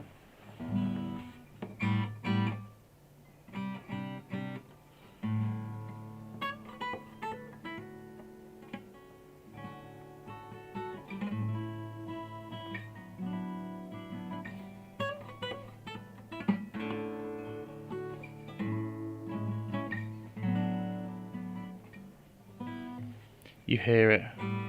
I think my fingernails are too long on my fretting hand.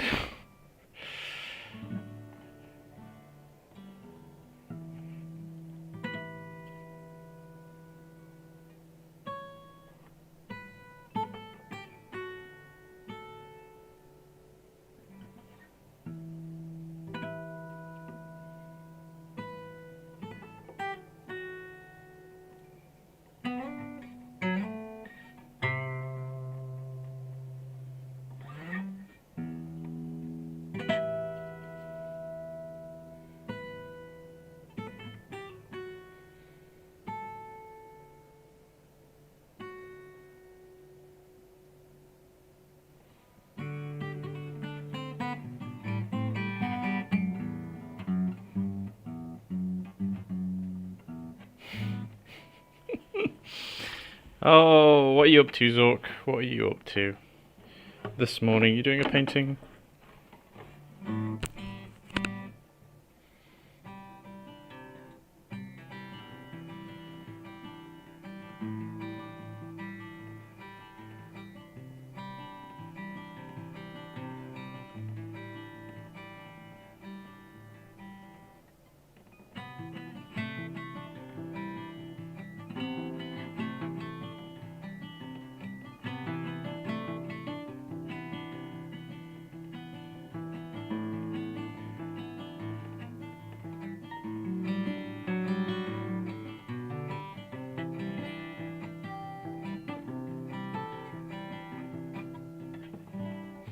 Yeah, my fingernails are too long.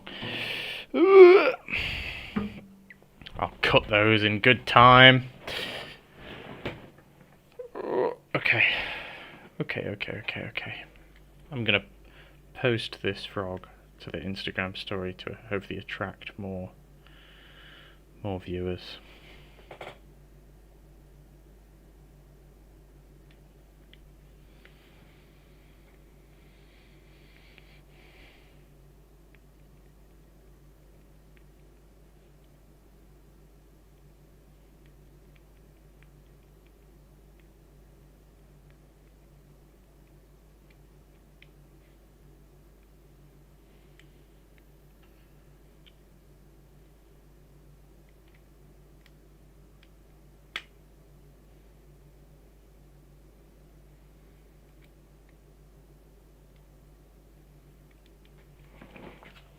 You have to look after your parents' dog. Oh, you've got a little life drain model, it would seem.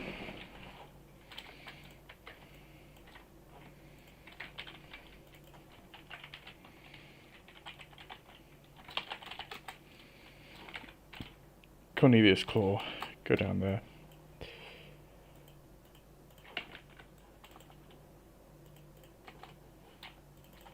Sniper.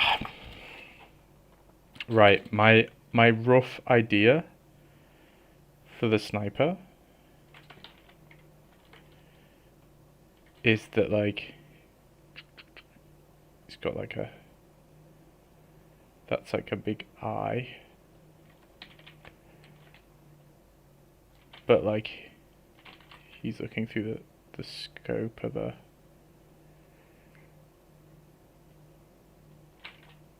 so one of his claws is like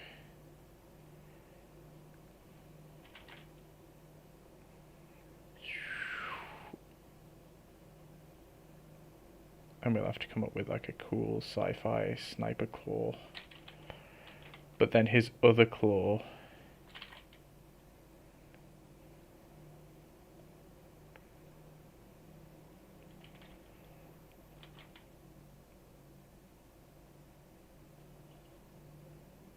is like a tripod. That's the idea.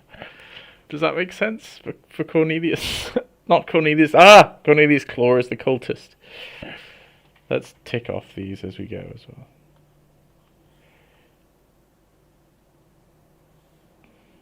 Okay.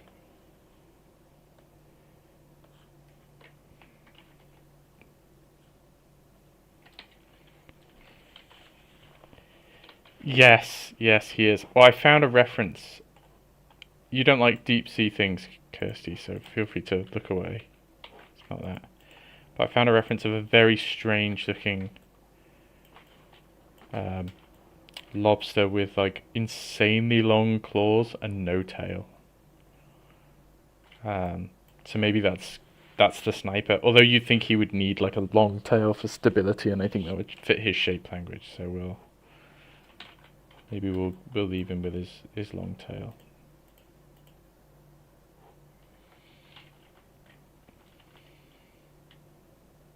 But anyway, we've actually got to design this now,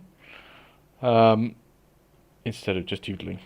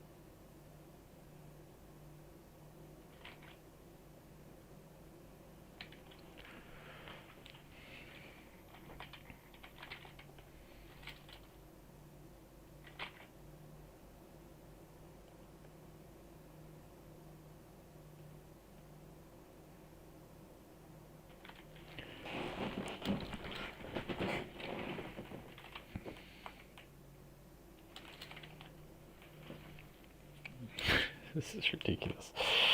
This is utterly ridiculous. So I think he should have a long, flat tail.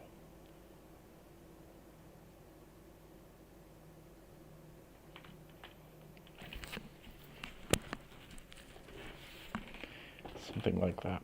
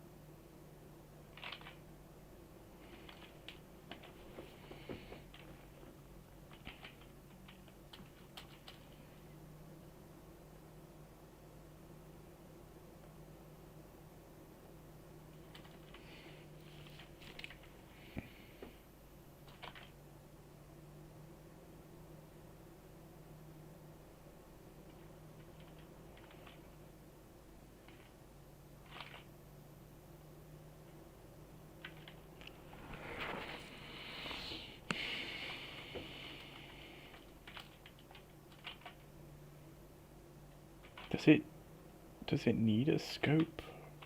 Yeah, probably. So it should have a, this is what you would call a rail.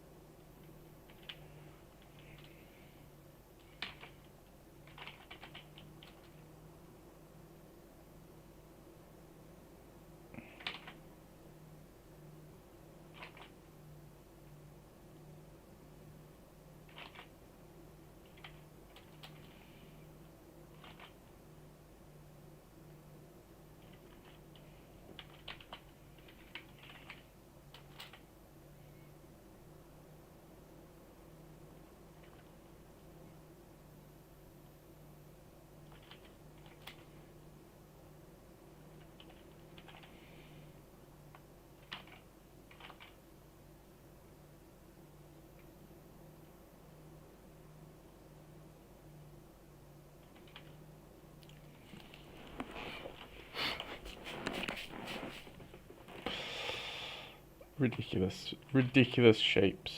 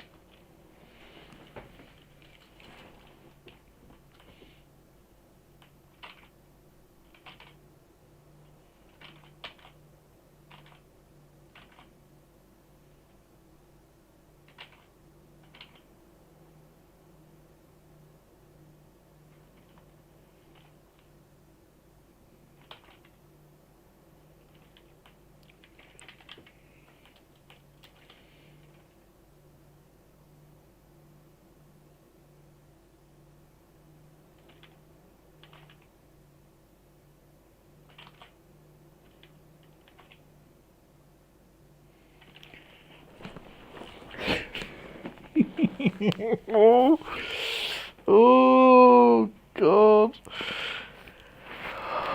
What a silly idea. These sci-fi lobsters are... I need to make sure the scale is consistent, to be honest, because when I present them, I want them all to be roughly the right size.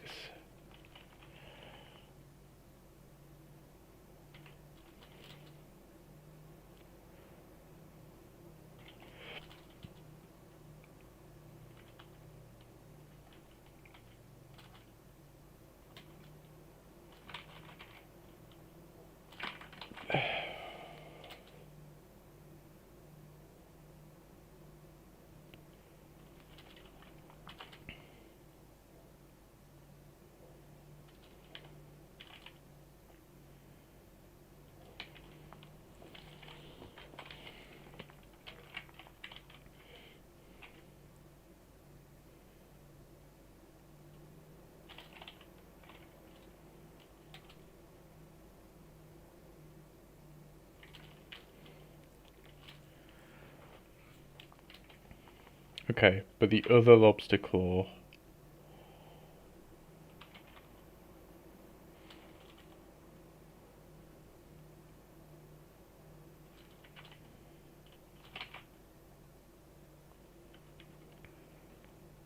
It's got to be some kind of tripod.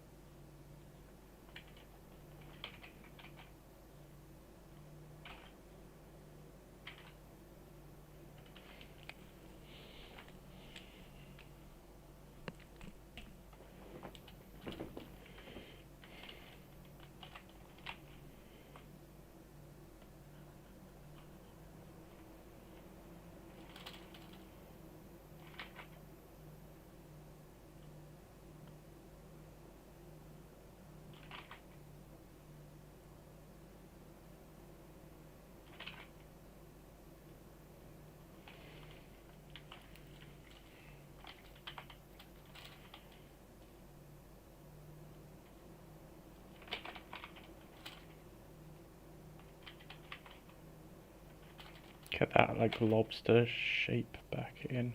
I think that's important.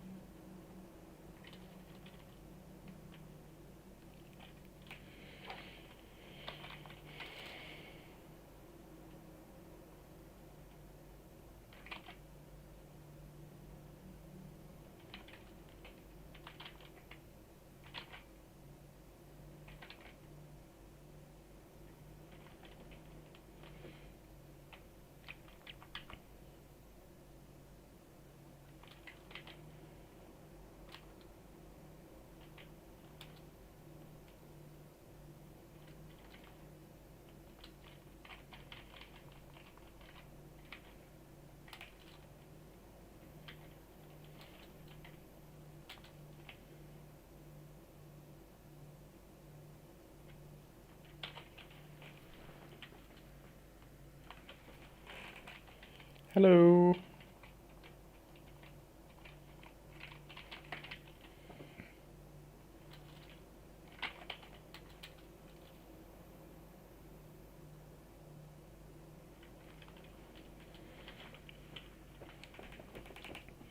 He needs to have like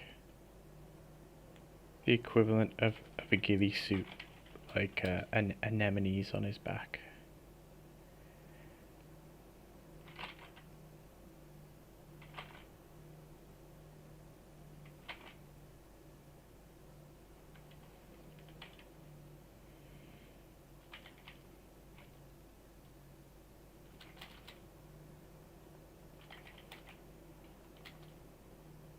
And like barnacles from just sitting there for so long.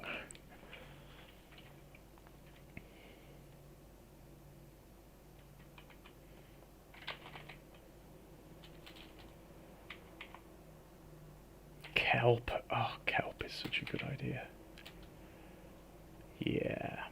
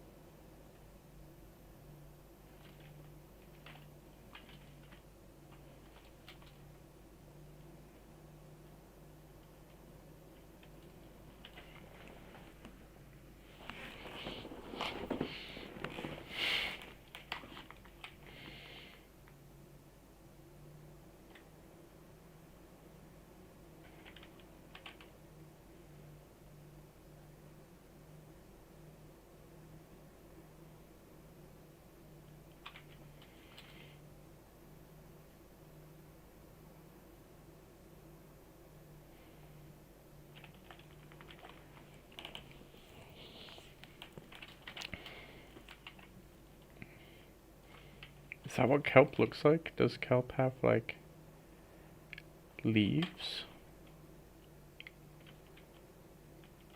I could probably pull up a reference of some kelp, couldn't I? But there's even like, you know, like they're like clutches of, I don't even know what they are, but they're like grapes. These looking things.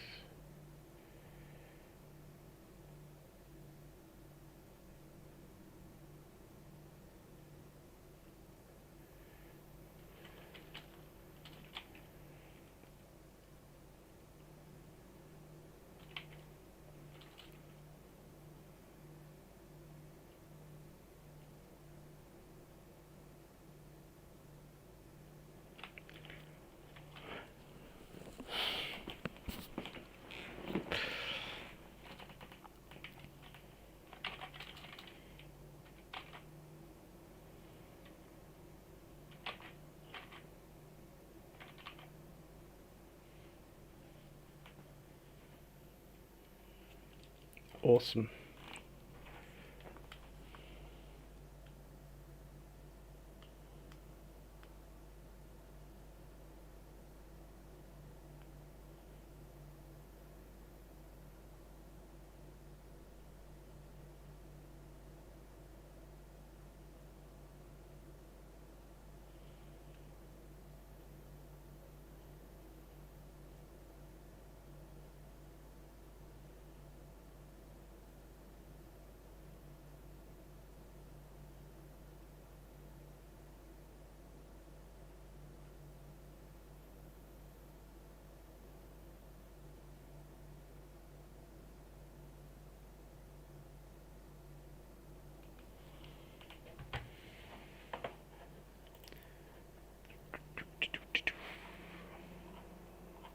Sorry, I'm just picking music for myself. You can't even hear it. It's just on in the background for me.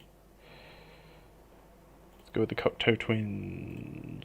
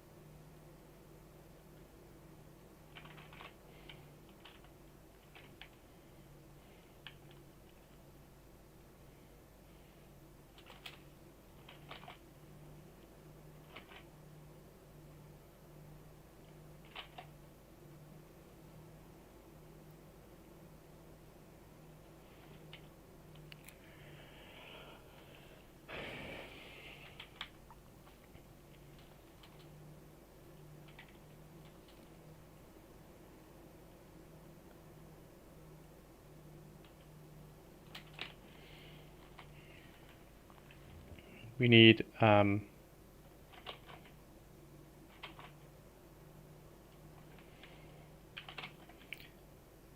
name for sniper lobster.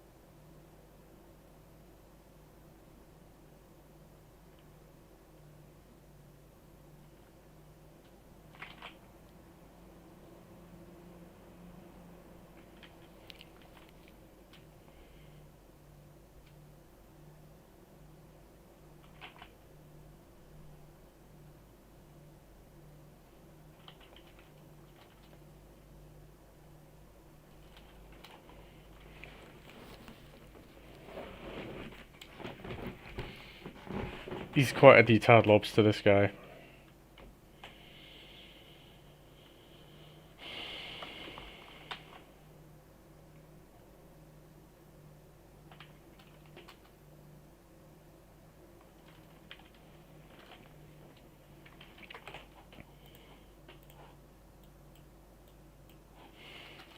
I need a name. I need a name.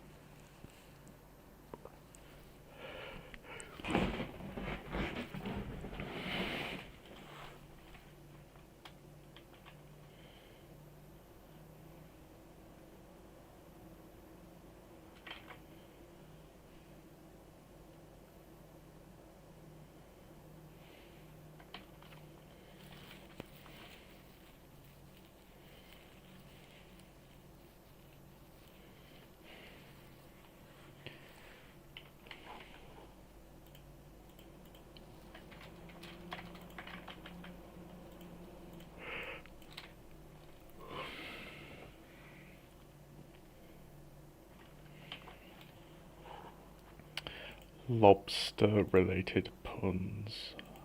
Lobster. Shrimp. Krill.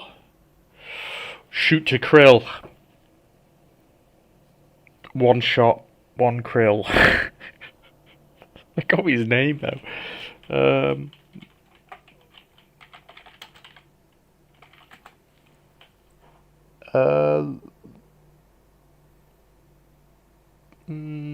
Claw. We already used claw for Cornelius Claw.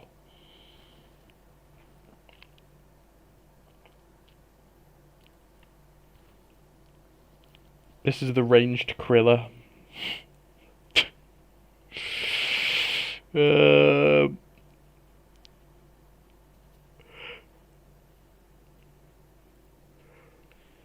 really have no other original ideas.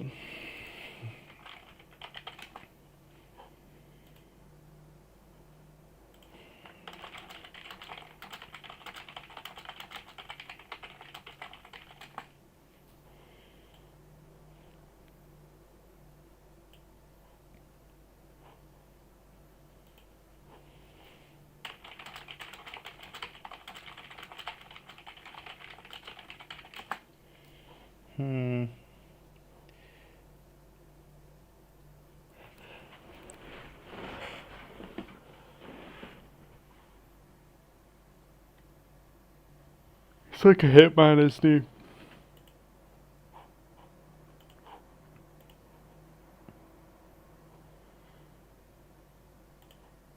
Good morning, Thomas.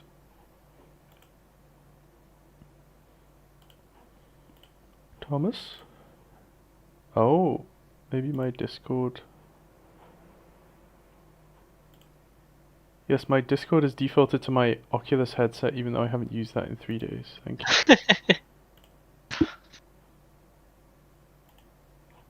Is that better? Oh yeah, that is better. Yeah. I can hear you now. Excellent. Have you been you haven't been streaming from your Oculus headset mic this entire time? Well, I hope not, because it's upstairs. Oh. No, it's not. It's not even plugged in. I don't know why it's defaulted to that. Oh man, I've been drawing. I've been drawing lobsters.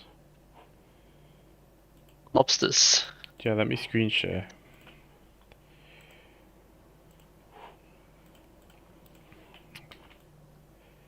See these lobsters?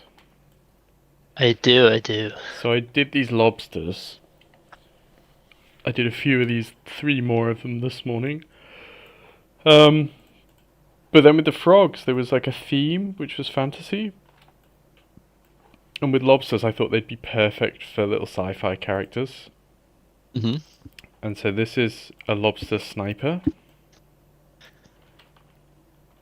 whose one of his claws is the sniper, and the other claw is like a tripod.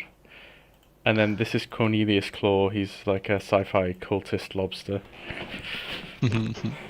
And so I need a name for the sniper before I move on. I've got all these other kinds of lobsters I want to make, but yeah, I need a name for the sniper.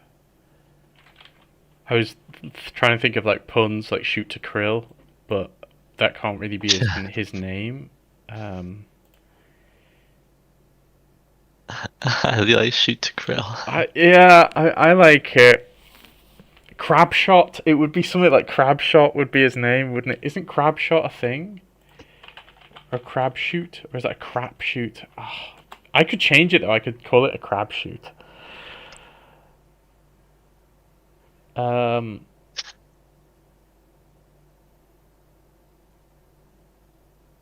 I might call him crab shoot. Or the lobsterminator. That's terrible. That's really bad.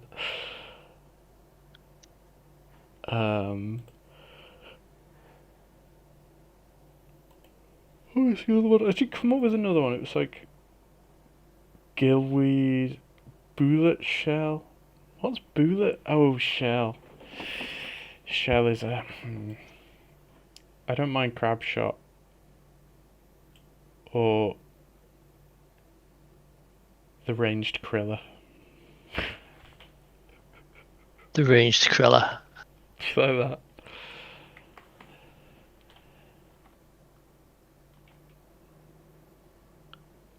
that. There's got to be something better than this. Crab shot does seem like a code name or something. I'll go with that.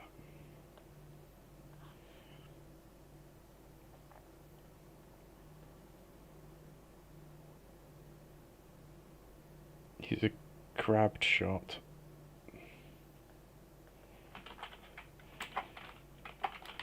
Crab shot. You got Cornelius Claw and crab shot. Right. What's the next one? Do you want to pick which of these I do next? The heavy / minigun. Okay. Okay. I'll do that next. I reckon. What do you reckon? I reckon you do that one, the heavy one. Okay. Oy, oy, oy. Crab shot will sit down there. Well, he's gonna have to be big. I'm imagining the TF2 heavy as the lobster.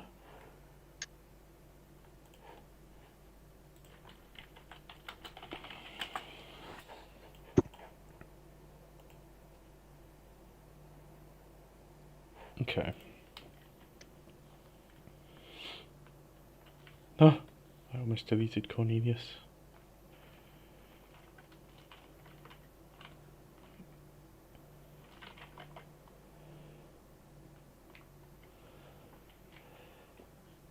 What are you up to this morning? We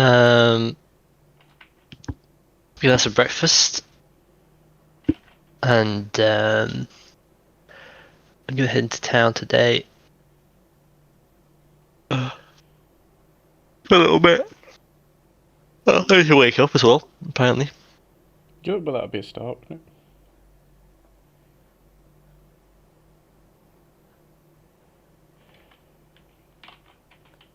It's gonna be top heavy.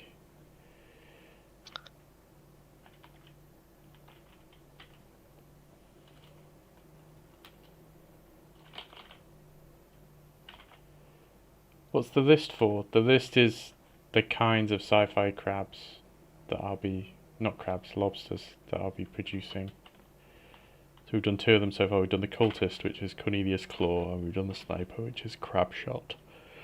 But the zero one, God. Yeah, apparently I need to sleep as well. Bloody hell.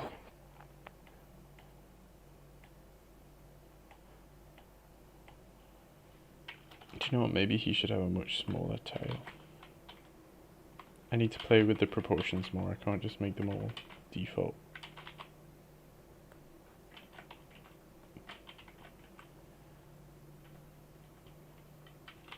Default lobsters.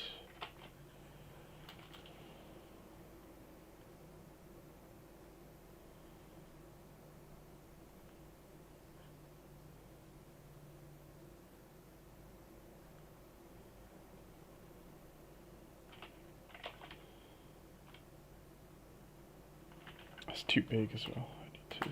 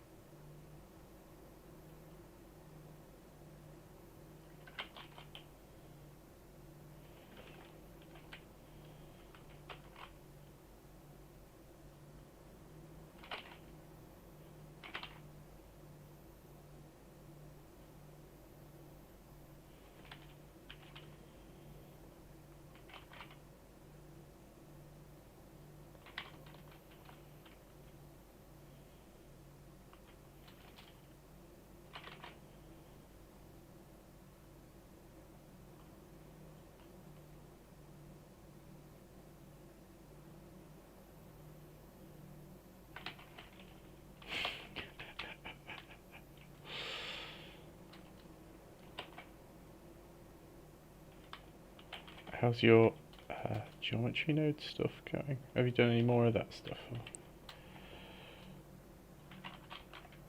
Yeah, the didn't work. It was just loads of it was mostly just like learning how to use it, to be honest. But it was way more intuitive than I thought. It's just kind of a different way to use modifiers, but like with more flexibility, I guess. Oh, So you can have a bit more control over like the maths behind some of the different modifiers that you would normally use, really, if you set them up in geometry nodes. But it's quite nice. So I've still got like a key art for my personal project, but I'm designing the creature for that at the moment. So I've been doing the 3D sculpt for him.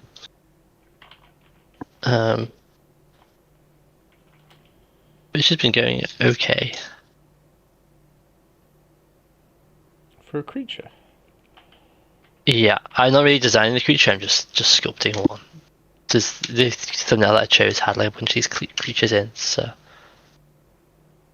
Oh, is this for the flesh world? Yeah, it sure is. Very nice.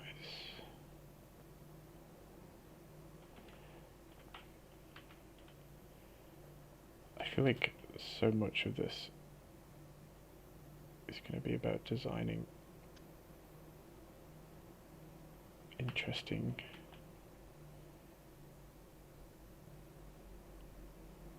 joints.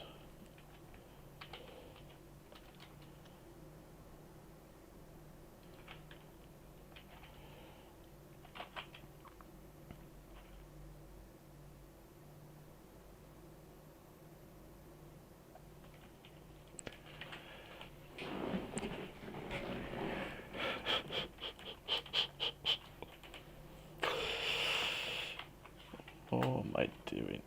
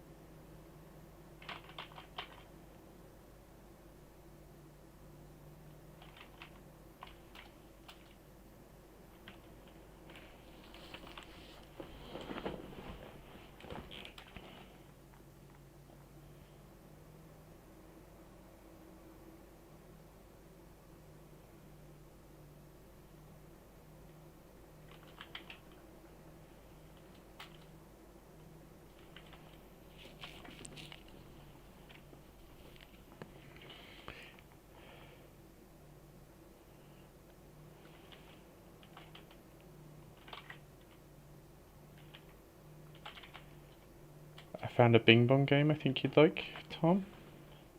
Oh yeah? This is called Sandustry. Sandustry. Sandustry. It's Do you just move like a lot of sand? yeah, it's like Factorio, but you like chests don't exist. So like, I guess in Factorio chests don't exist to be fair, but it's like items don't even exist if that makes sense.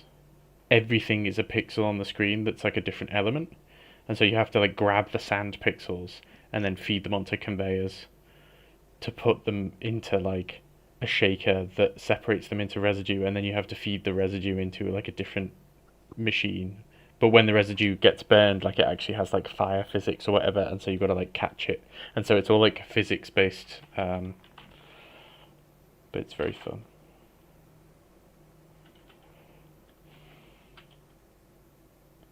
It does sound like a fun game. Is it one that's cheap?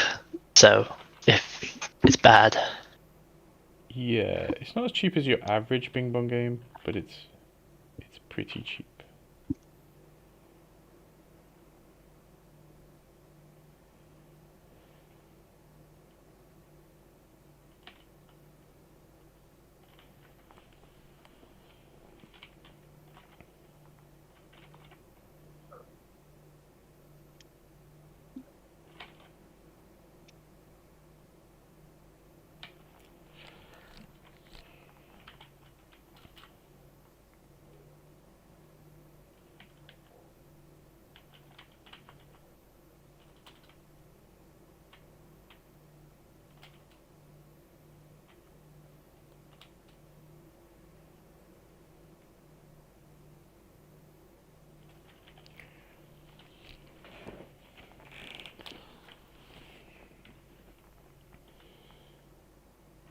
I can't find my pencil case.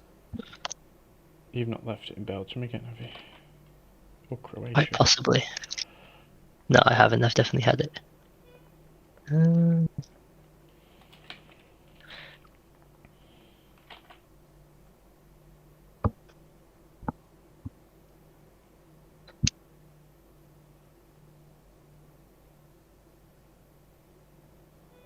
where is it?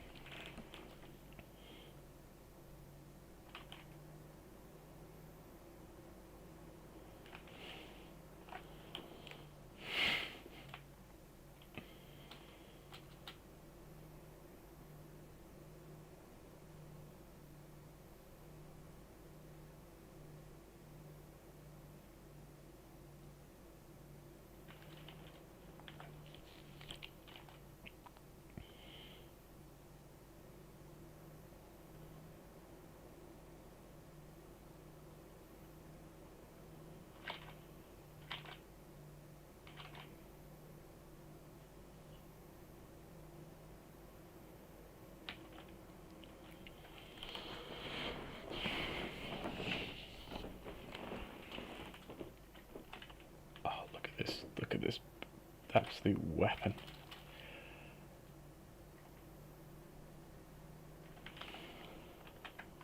Literally, yeah.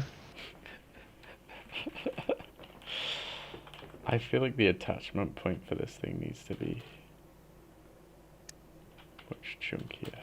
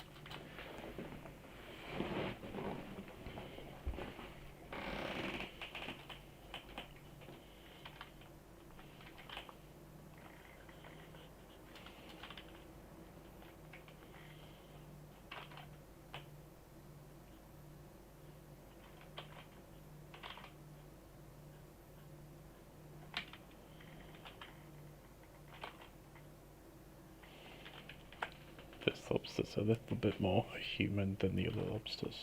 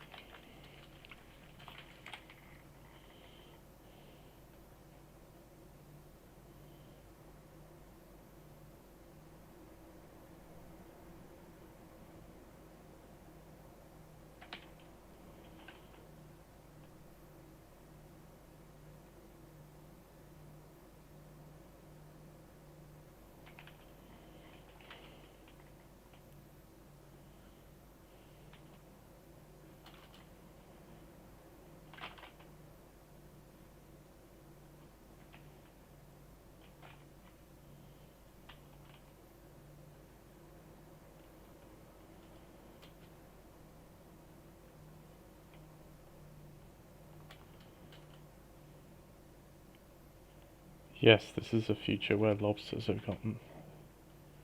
They're rising up. They won't be stopped.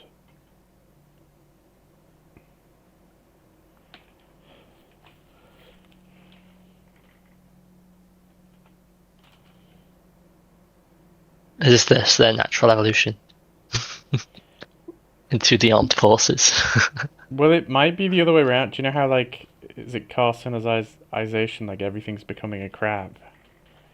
It Yeah, might be that these are the humans of the future. Do you know what I mean? We've just we we become evolved more lobsters. crabbish. Yeah, yeah.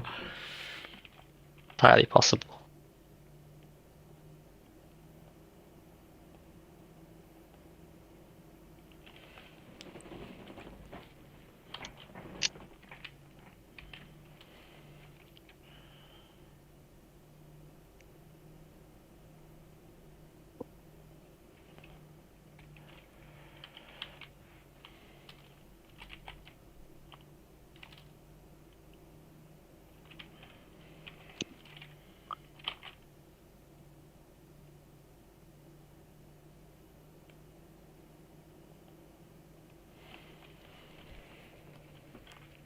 The heavy has little, well, not little, quite big legs.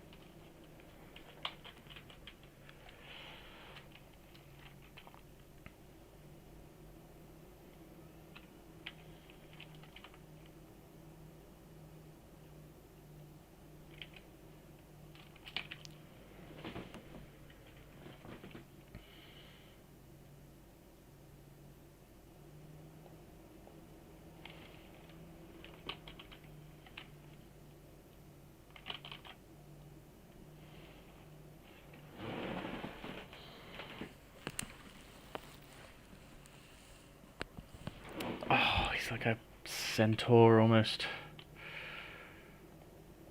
I did do a lobster centaur ages ago, didn't I? Was it like years ago? You're becoming more crabbish. Oh What? my god. Forgetful. No. It's already been crabbish. I didn't even know. Let me let me go find this. I'm sure I did like a lobster centaur thing. Yeah, I did. Look at this. I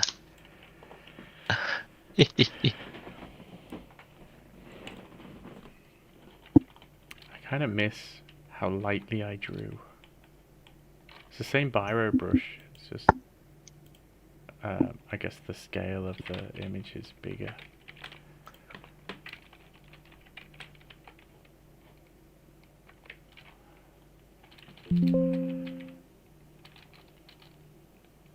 Alright, I don't mind him having these crazy front legs.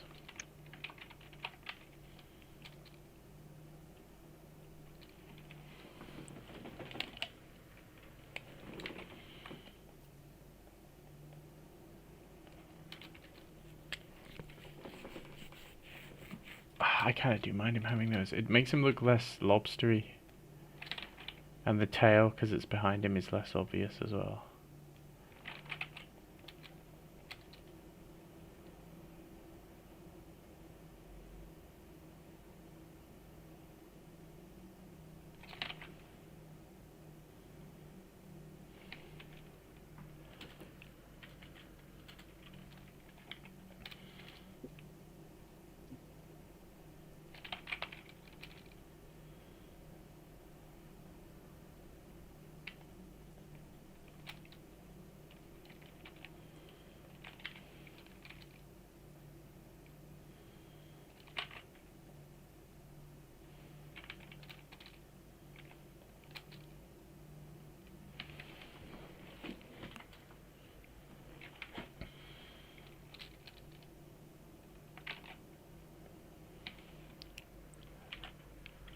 Yeah.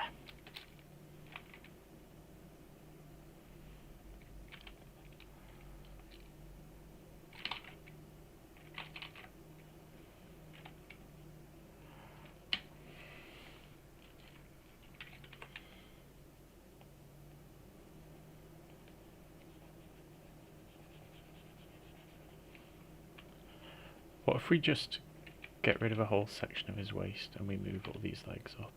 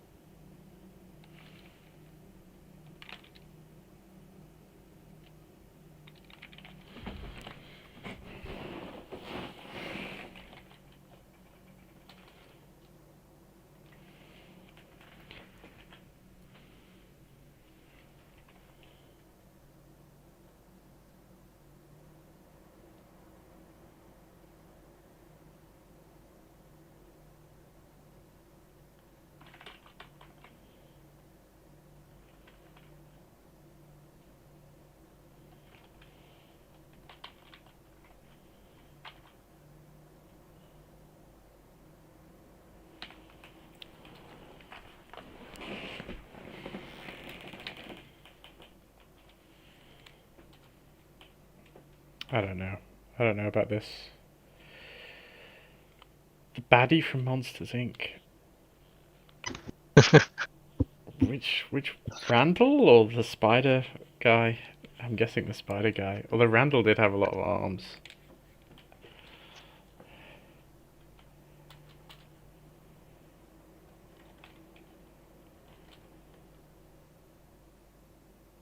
I think what's frustrating me is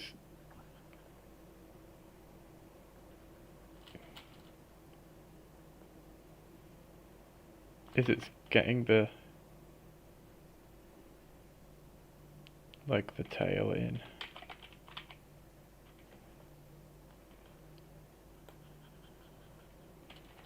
And the body going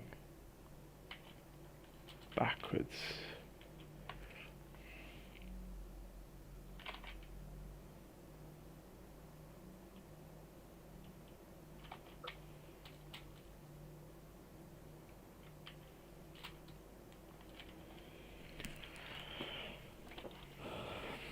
But he would have a diminished tail, do you know what I mean? So he's been focusing arms a bit too much at the gym. Arms and chest. Not arms, he doesn't have any arms. Like Larry the Lobster. SpongeBob. Yeah, he is basically Larry the Lobster. Living like Larry. Larry would probably be a sweet reference, to be honest. What's his other arm doing? What should his other arm do?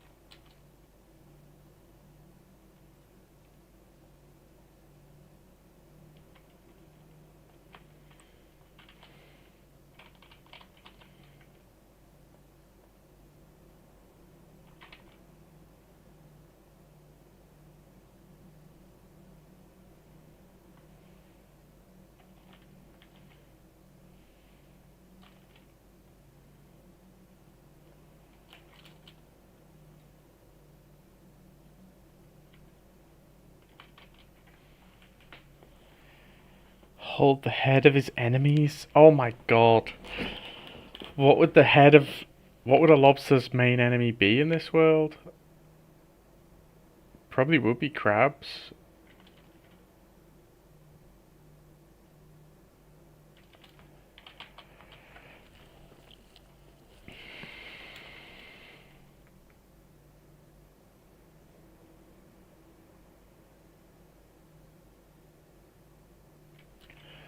Or it should feed the... Maybe it should feed the ammo belt. Maybe the ammo belt should come back.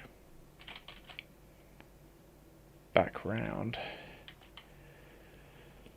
He creates the ammo in his body. Should you have like a big... something on his back? No, no, that ruins his beautiful lobster silhouette.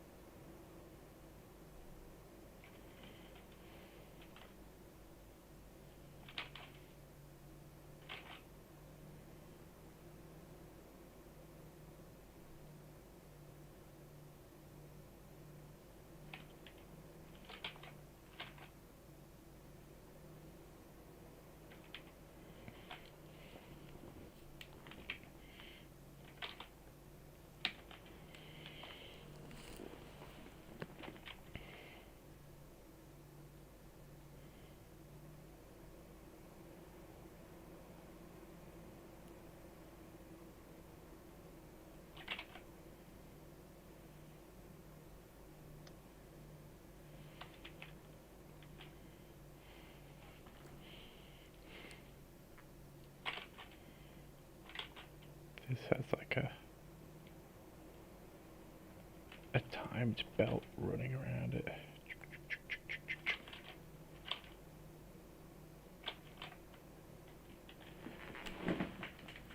That's feeding the ammo through.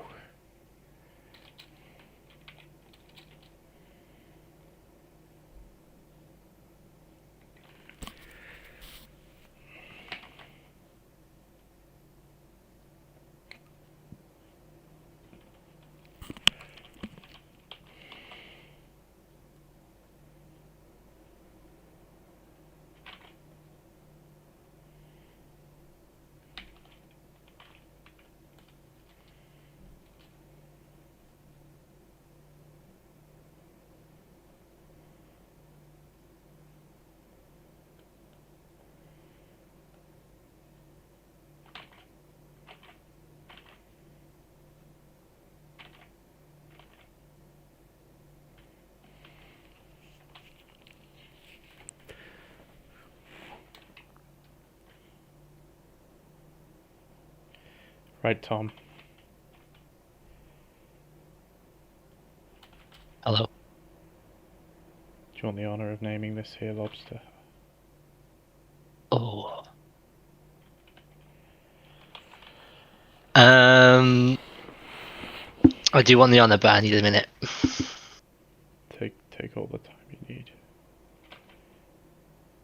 This will go in the final reel as well, you see, so We want it to be a good name, a good Christian Christian. Philip. Oh, they're. Try to just think of more names like lobster crab. Are they Krill, decapods? Do they have shrimp. 10? No, they're heptapods, aren't they?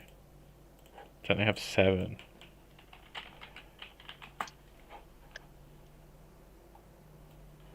No, they can't have 7. What am I talking about? How many limbs do Oh yeah, they're lobsters? decapods. They are. They do have 10. Yeah. That's mad. I guess because the claws don't count as legs. Or they do count as legs, Dead-eye sorry. decapod. Well, if the Deadeye would have been the sniper, which we've named Crabshot. It's But true. the A will be a number 4. Let me change that now.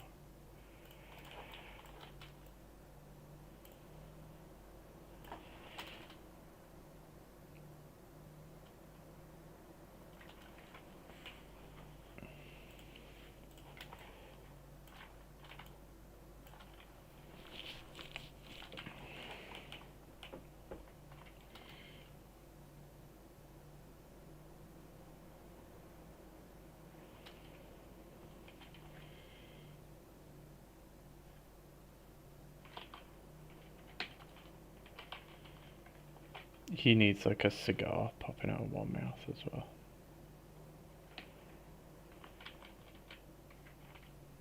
I can't do that.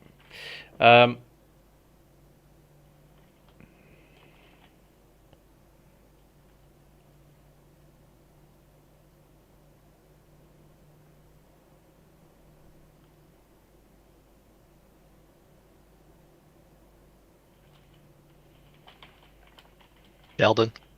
Sheldon.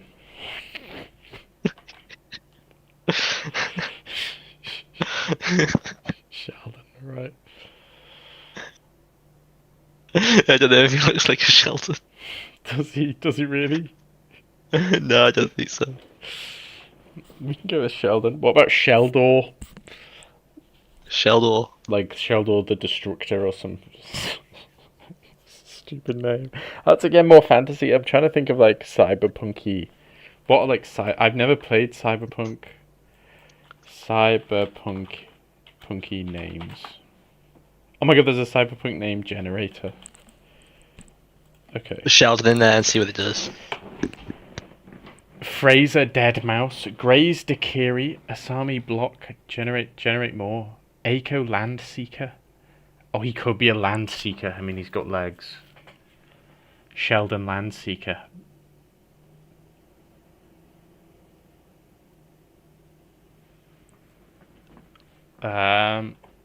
Turbo Mech. It's got to be. It's got the name has got to be like minigun related.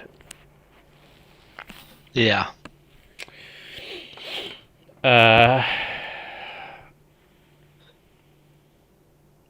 What's the actual name for a minigun?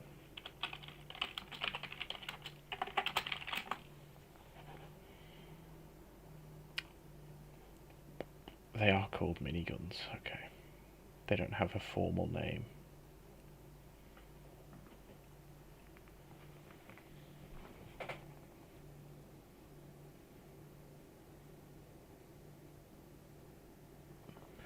I think maybe we could do little catchphrases for all of them as well.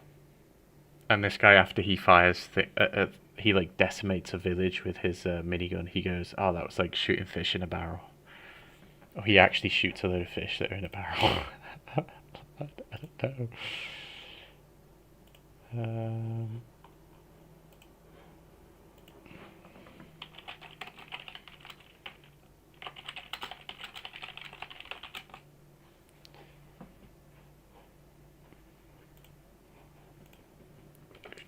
Uh, let's just write down loads of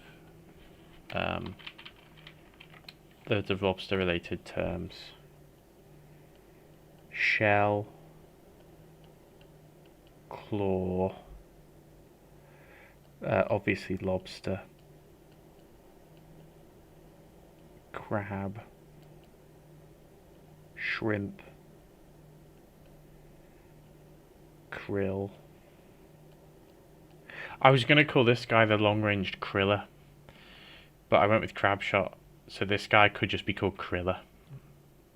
Well, How does that sound? That sort of fits his personality, doesn't it?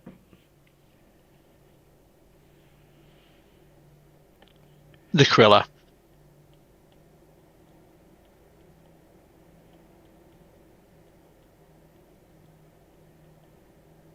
The Kriller.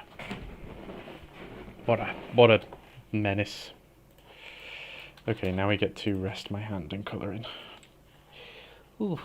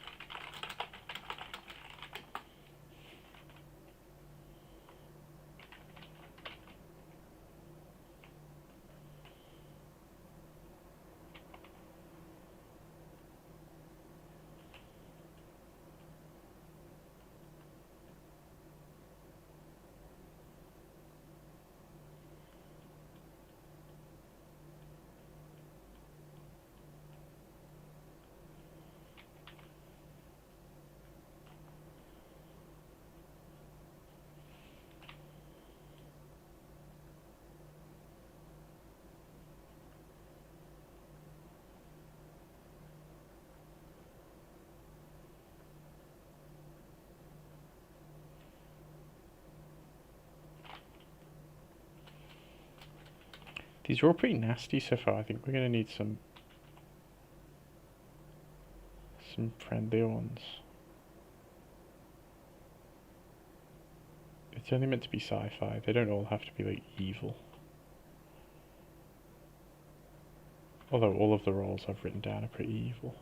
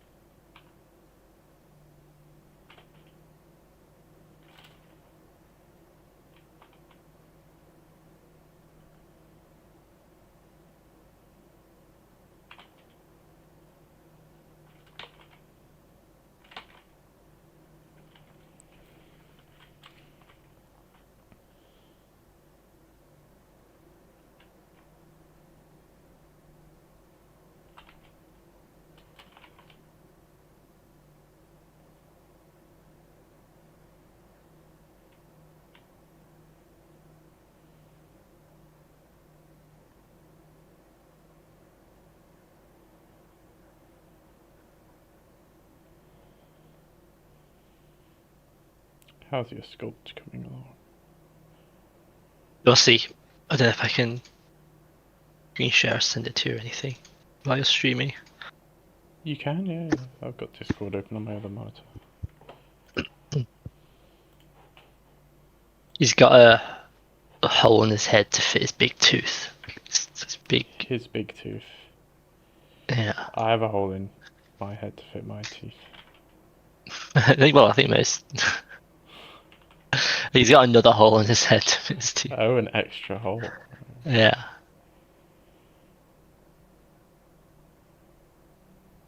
Where's that screen share?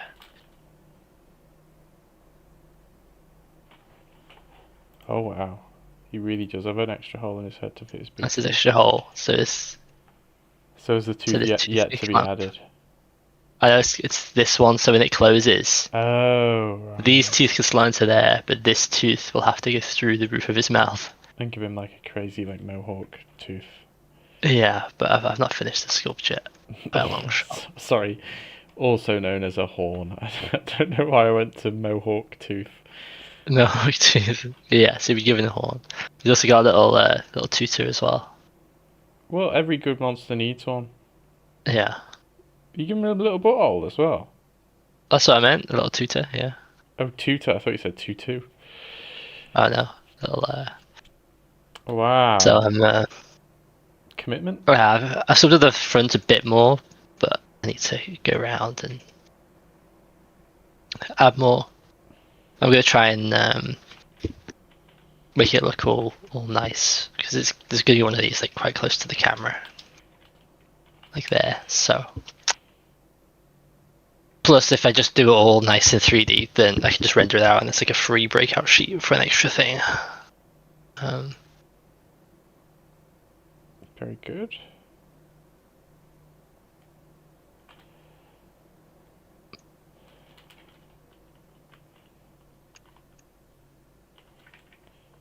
Okay. I'm gonna go on a bathroom break. Sting it.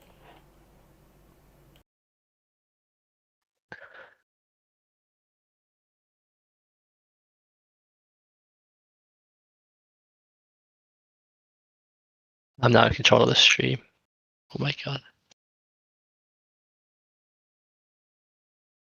Oh, I have to bring up the the chat.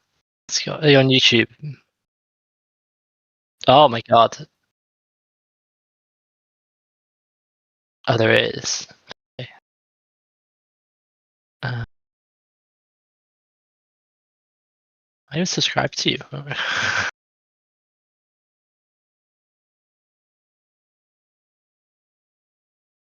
I am.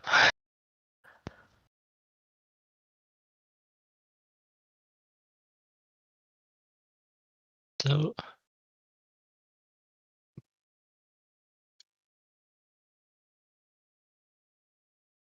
I didn't see Twitch chat unless. Oh well. When my voice comes through, yeah, Joe draws. Oh no, he just his little icon just draws randomly. I think. I thought it was when I was speaking he started to draw as well.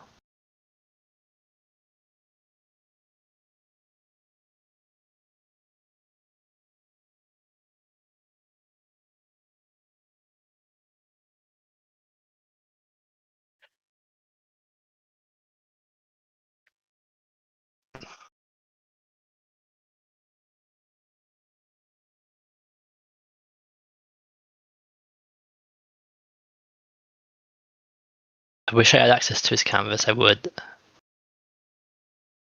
I would. I would destroy all of his drawings.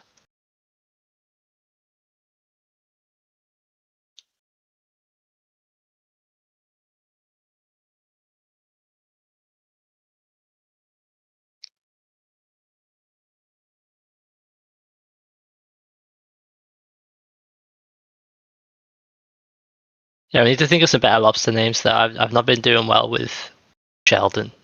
Um, these don't really have the right vibe. I think. Gotta go be a bit more smart with it. I'm not fully settled on the Krilla either.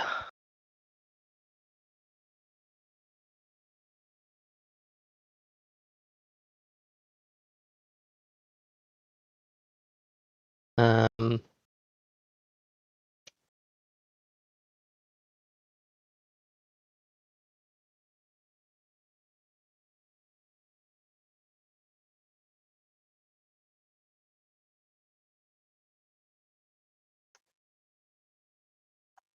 too difficult. I was gonna say it's too difficult for this early in the morning, but it's 10:32. It's not that early at all.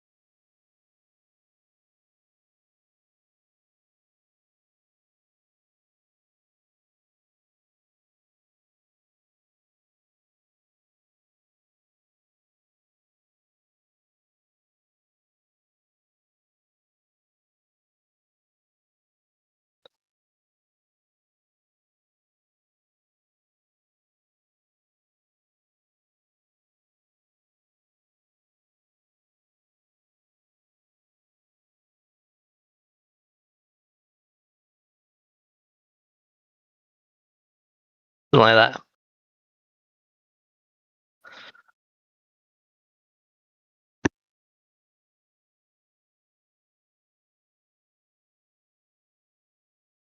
I was still muted on the stream. I brought some white chocolate, not from the toilet, from the fridge. Some white chocolate bites. I thought I need something to snack on, keep my energy up. Platypus person, hello. You missed the announcement. You thought the stream was the evening. Oh no.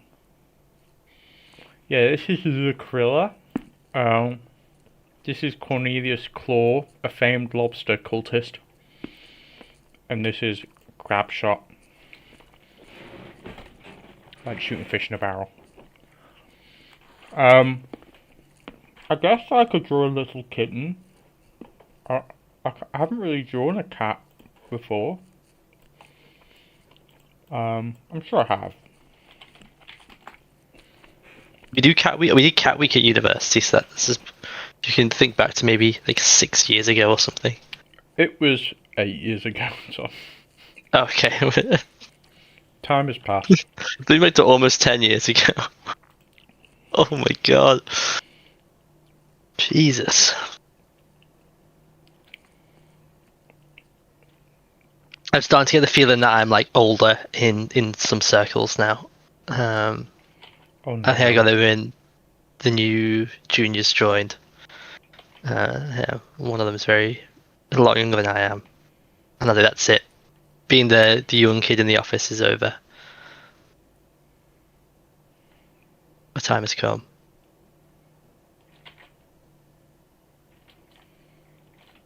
It's over.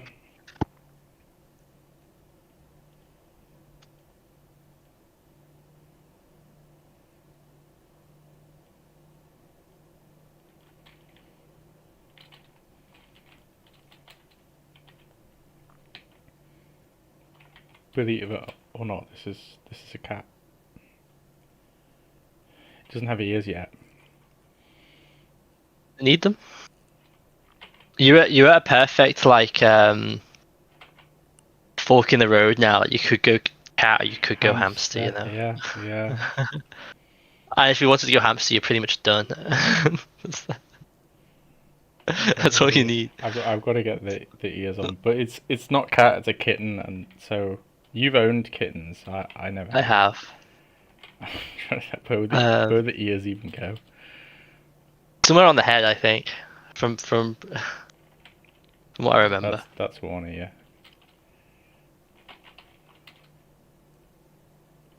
It just feels wrong.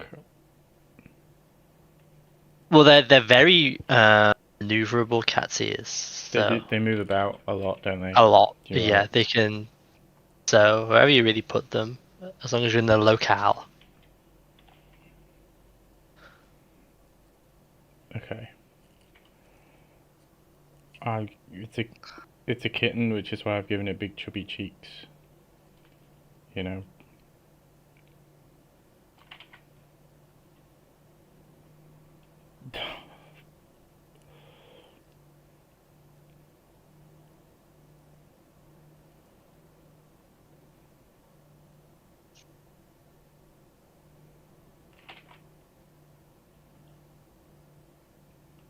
That's a paw. This is terrible. Maybe. Oh yeah, that helps, I think.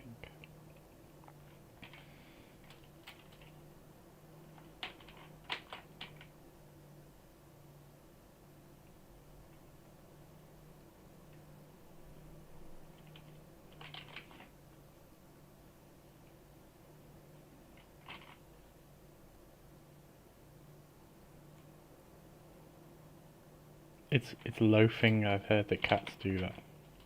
They do.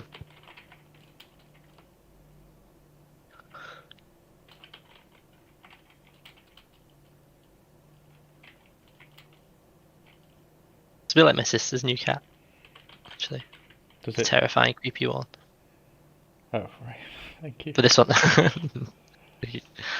no, it's got the same kind of I feel like flat the nose. ears are the thing that's throwing this cat. Who knows? Strange looking crab. That was what someone said. And that's what I said. Oh, right, thank you.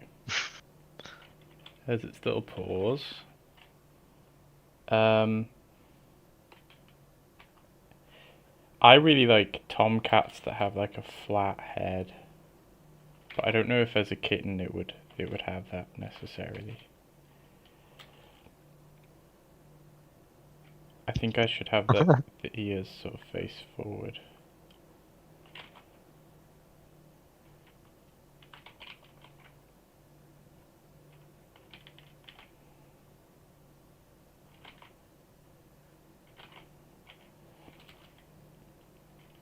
That feels more cat-like to me.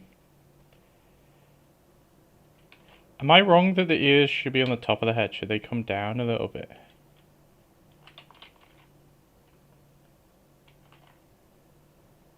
No, they're pretty. It depends on the breed. Because they can have them point up or point sideways. So Right. they Okay. are like, if you drew like a line from the nose up through the eye, then you kept going, you would probably hit like the middle of the ear. So the most cat breeds. Okay.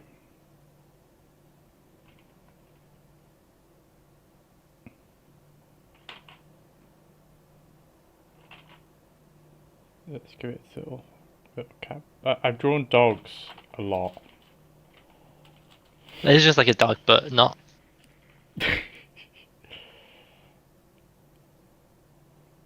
It's gonna have like a big bushy tail, like that. Oh yeah.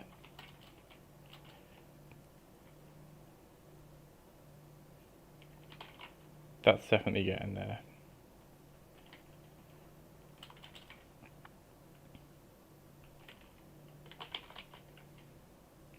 I think the trick is to realise that their face sort of just sits on a big fairy mound. If you actually give them like a chin, I don't think it would look right. I don't think this looks right though, to be fair. It's got a very big head, which is a problem I also suffer with. I was thinking because it was a kitten, but it's just become a cat, hasn't it? Oh, there you go. Oh yeah, one transform away from greatness, which is often the case. Do you know what? That's the best kitten I've drawn from my imagination. It could still be a kitten, just like an older one. Do you know what I mean? So a cat. No, but it's still a kitten when it's like, right, whatever.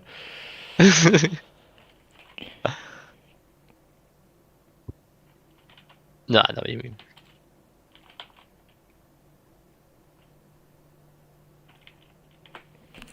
It's like a Maine Coon. Don't they have like hairy like tips on their ears? They do, and everywhere I think.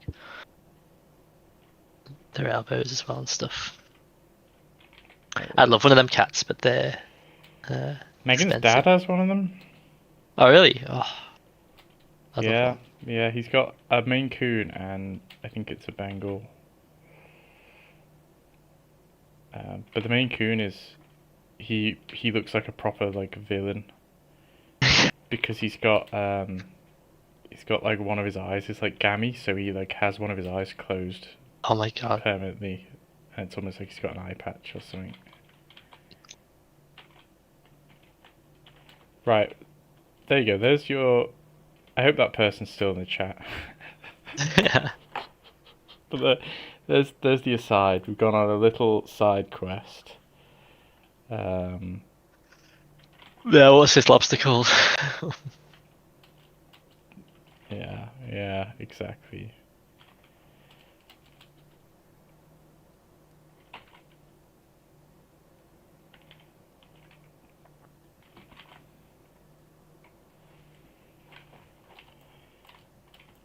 Right. Let me open.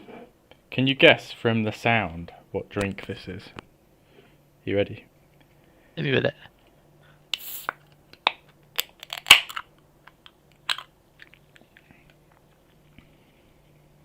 How is that?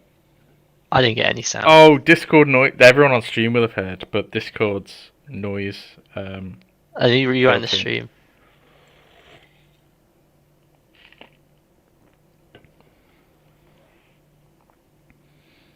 Okay, I heard air escape, so there's carbonation. There's carbonation, correct. It's in a can. It's in a can. It didn't correct. sound cold. What's the logic here? How can you tell the temperature of a can by the noise? I didn't sound as fresh as a cold can would sound. Oh, you have to bear in mind I'm using not the best mic in the world because it has been in the fridge. It is cold. Has been in the fridge. Maybe you need to turn your fridge temperature down a bit. My fridge gets icy every. Do you know what? I don't think I've ever told you this. Every week, Tom, at the end of the week, I have to take the drawer out of my fridge, the bottom drawer, and I have to literally use a hammer to smash up the pieces of ice and remove them from my fridge. Why do you turn the temperature up? I turn the temperature, yeah, I guess up, but I make it warmer, and then instead of ice, the bottom of it just fills up with water.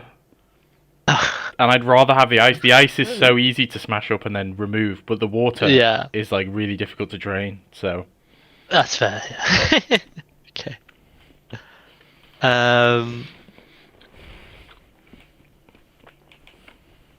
What sort of beverages do you like to drink? I don't think you're a huge Coca-Cola fan, so I'm gonna put that on the wayside. I'm not. Pepsi.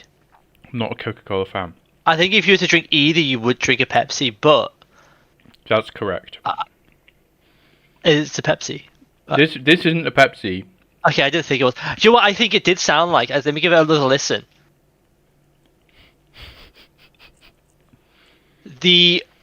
I can hear the can, like you're holding it in one hand and that hand is crushing it a little bit. So I think it's not one of the wider cans, it's actually a taller, skinny can. Which makes me think it's like an appetizer or something. That's incorrect. It's a small can. I've just got a strong grip, I suppose. Okay, I'm trying to go on.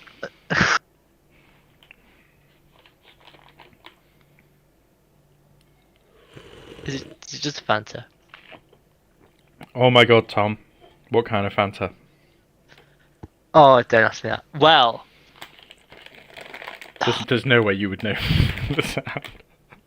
Let me listen to it again. I'm thinking, I know you love a good deal. Yeah. Maybe you bought these from Iceland, because they sell large packs of them. Close, but not quite Iceland. I don't know if... Like I said, where did you get them from? This is important. I got them from Farm Foods. The Farm Foods, okay, that's what I was thinking. Farm Foods wouldn't put large packs of Fanta Orange on discount. Correct. Which means you would... So it can't be a Fanta Orange, because you'd have bought them on like a sale. Mm-hmm. So that leaves us with lemon.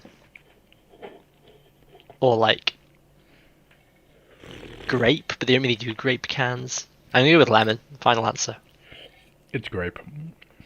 That's insane. But your assertion, I'm really impressed that you managed to figure out that I'm so cheap that I would only ever buy weird flavors of cans because those will be the only ones that are on sale. Because I do have a load of Pepsi in my fridge, Tom. But it's Pepsi Mango because it was the cheapest Pepsi flavor.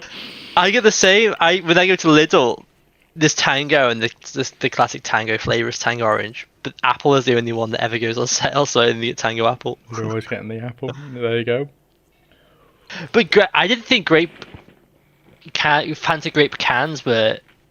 Have you only seen Fanta grape in a bottle? Because I don't think I've seen it in a bottle. I think I only ever see grape Fanta cans. I've only ever seen it bottled up, and that was even then. That was. Do you know what threw me off? Do you know what it was? What? In Japan, Fanta comes in the tall, skinny cans. That's what I was thinking of. Of course it was. But we got close. I'm glad I got in the ballpark. You got very, very close. Yeah, I'm impressed. I'm very impressed. Right, the It wasn't Krilla. really based on the sound. I wish I got more info from the sound. It was more based on just knowing that you're a bit of a cheapskate. So Yeah, well, I appreciate that. I can say that as a who's the same. That guy's a heavy. We've got like 1 hour left of the stream. I can probably manage one more of these. Does someone in chat wanna pick one more?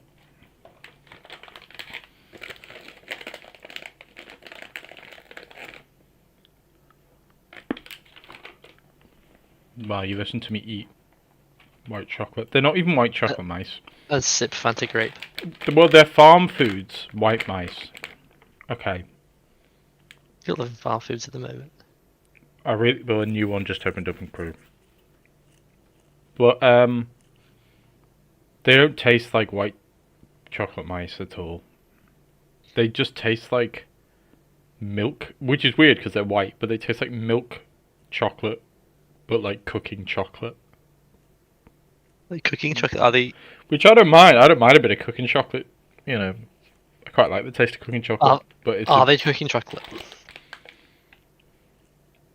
No, because I've tried to melt a white chocolate mouse before, and because it's not actually made of chocolate, it just caramelizes. Hello, Ramses Jakes. Which of these should I do next, Ramses Jakes? I've got 1 hour left to stream. We can manage one more, I think.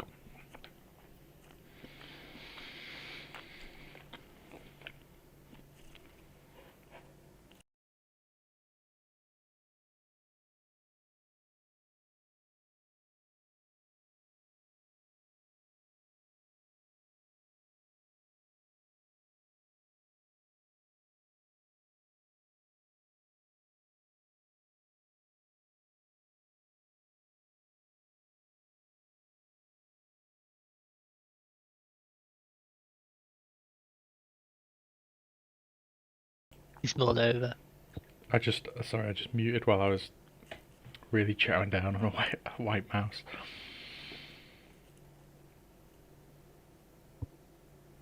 There are some very colourful lobsters Well, out there. just generally.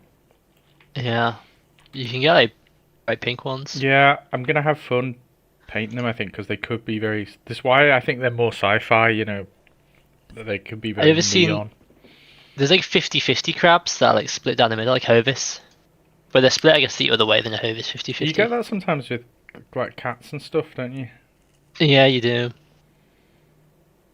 Yeah. I need you to pick one of these, Ramses Jakes. I cannot continue until you've picked one of these. Humans can often get it as well. There's Can they? Often. yeah, do you have vitiligo? You can get it. Can you get it like perfectly split down the middle? Yeah. It usually comes in like 3 different ways, and I guess the only ways it could be. It's like also 2 different ways, I guess. You can get no 3. It's either random, perfectly symmetrical across the middle of your body, or only affects one half of your body. So you can get like total vitiligo on only the half it's affecting, and you'd be split down the middle. Okay, we're going to remove the cat, and the cat is going to be relocated to this other page of lobsters.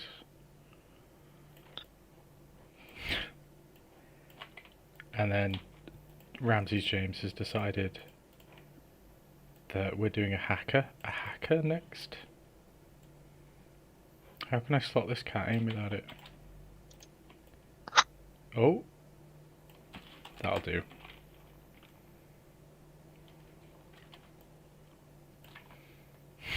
He doesn't quite belong there.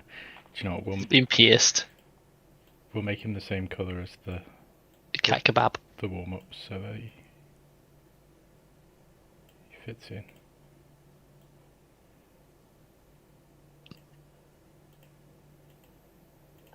Okay, we're doing Give it a sec.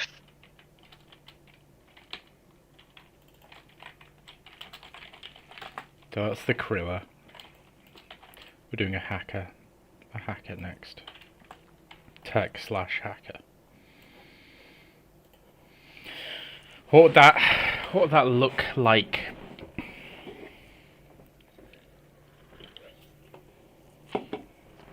I'm imagining he would have like a VR headset on. Um, but what else would like a cyberpunk hacker be doing?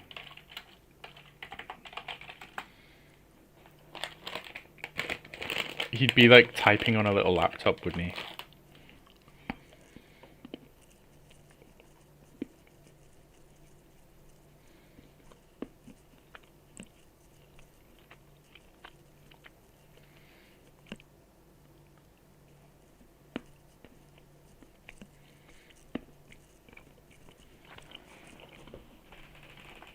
Maybe like headphones as well.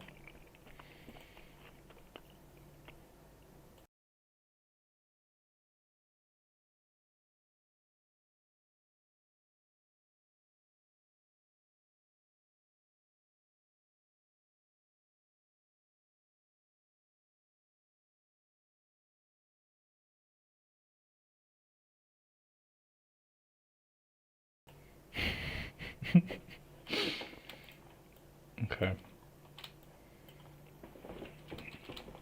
I don't know that a lobster needs a chair because they are um, kind of reclined creatures.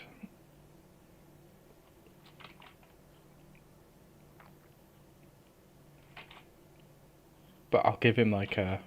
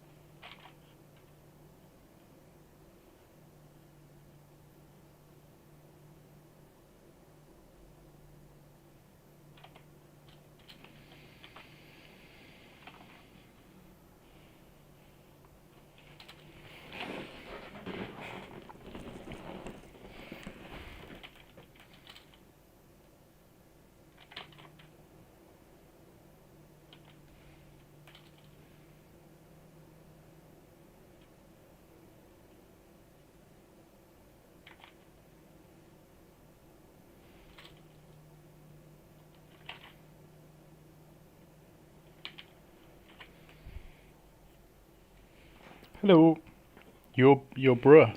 brew.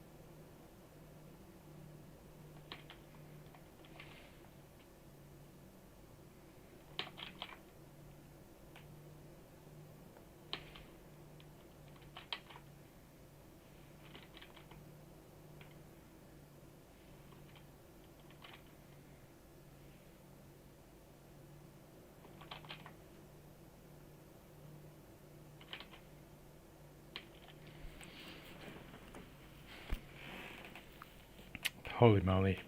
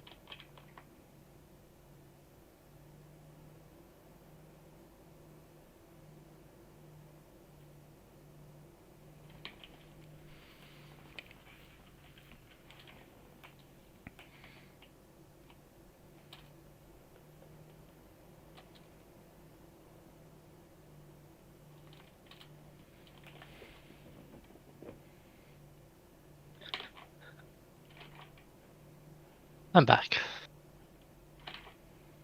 Welcome back. The yellow stripes on the claws. Idiot. I thought that'd get you.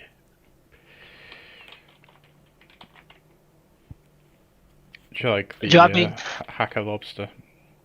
I quite like him. Do you know I've been getting loads of reels of recently, which has been quite lovely actually. It's like these deep diving crews in like off the coast in like Asia who like dive to like 6,000 meters and find all these like sea creatures, and it's like this team of biologists, and every time they see something cool, they're like, "Oh my god!" They Yeah, just yeah. I all think find it really I cute. It's saw so one where lovely. they had just found like a whale fall, and they were like, "Oh, whale fall, whale fall," and then they just stayed there for like 10 minutes, like soaking in this beautiful, amazing thing. And it's really funny because like they never seem to know the name of the thing they're looking at as well. Because obviously they're looking at things that have like been sighted maybe once or twice, or like a few handful of times ever. But then they see like a magna pinna and like none of them can remember the name of the magna pinna. They're like, "What was this called again?" And they have to go and Google it, and it's like yes. But sometimes they find these like cute little squid, and just sitting there. Just chilling.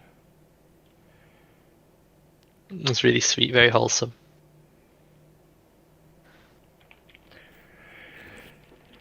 Have you seen how magnapinners swim? No. The way they propel themselves with like their fins is so interesting. How do they propel themselves with their fins? They have like these like side fins that they like fold in and then like fold out, but in like this like wave motion. It's very cool.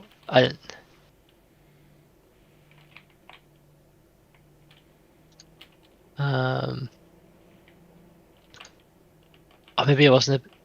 It might be a big fin squid. I'm thinking of. They're the same thing. Oh. Big fin isn't. Magna pinna means big fin. Oh, it's true. Yeah.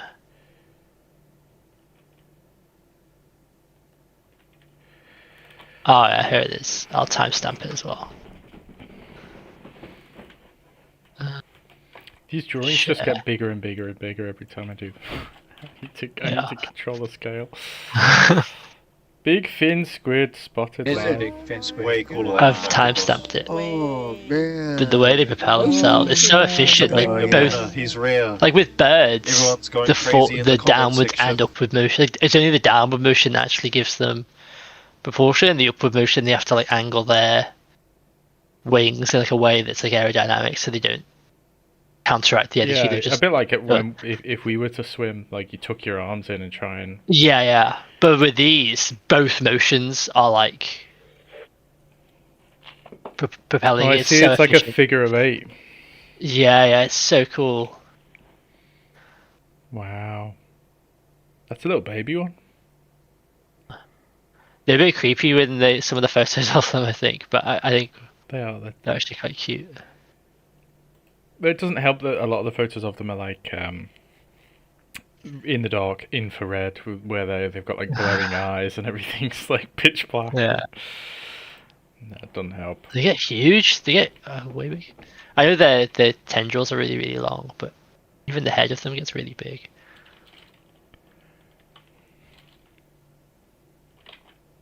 When I was in Croatia, I ate loads of squid. It's very nice. Not magnapinners though. Oh, guys, they're so cool and cute and interesting. Oh, I ate a load of them when I was in Croatia. The texture is really nice, actually. It's very. I'm sure it is. Yeah.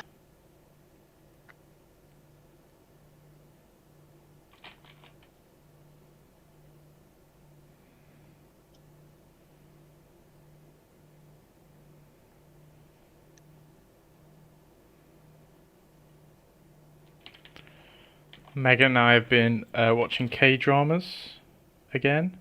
Oh yeah, which ones? This one is about 3 witches that run a soup shop. Oh yeah. And but like the first thing you have to know about K-dramas, which I imagine you already do know, but for the people on stream, is that they're all romantic comedies. Yeah. Even the ones that are really serious and have more of a serious plot, they're still a romantic comedy. And so the plot of this one, the witch is working in a soup kitchen, but like if you fall in love with a man, and then he betrays you or breaks your heart, you lose your magic. Like he steals your magic from you, basically by betraying you. And so you've got to like find your. If that happens, you lose your magic forever. But you've got like a month to find your actual true love before you lose your magic. So in the story, this lady's lost her magic because she trusted some nasty bloke who just wanted to date her, so that he would inherit the soup kitchen. And now she's got to find her true love, who's like, obviously, like every K-drama, he's going to be like a gazillionaire.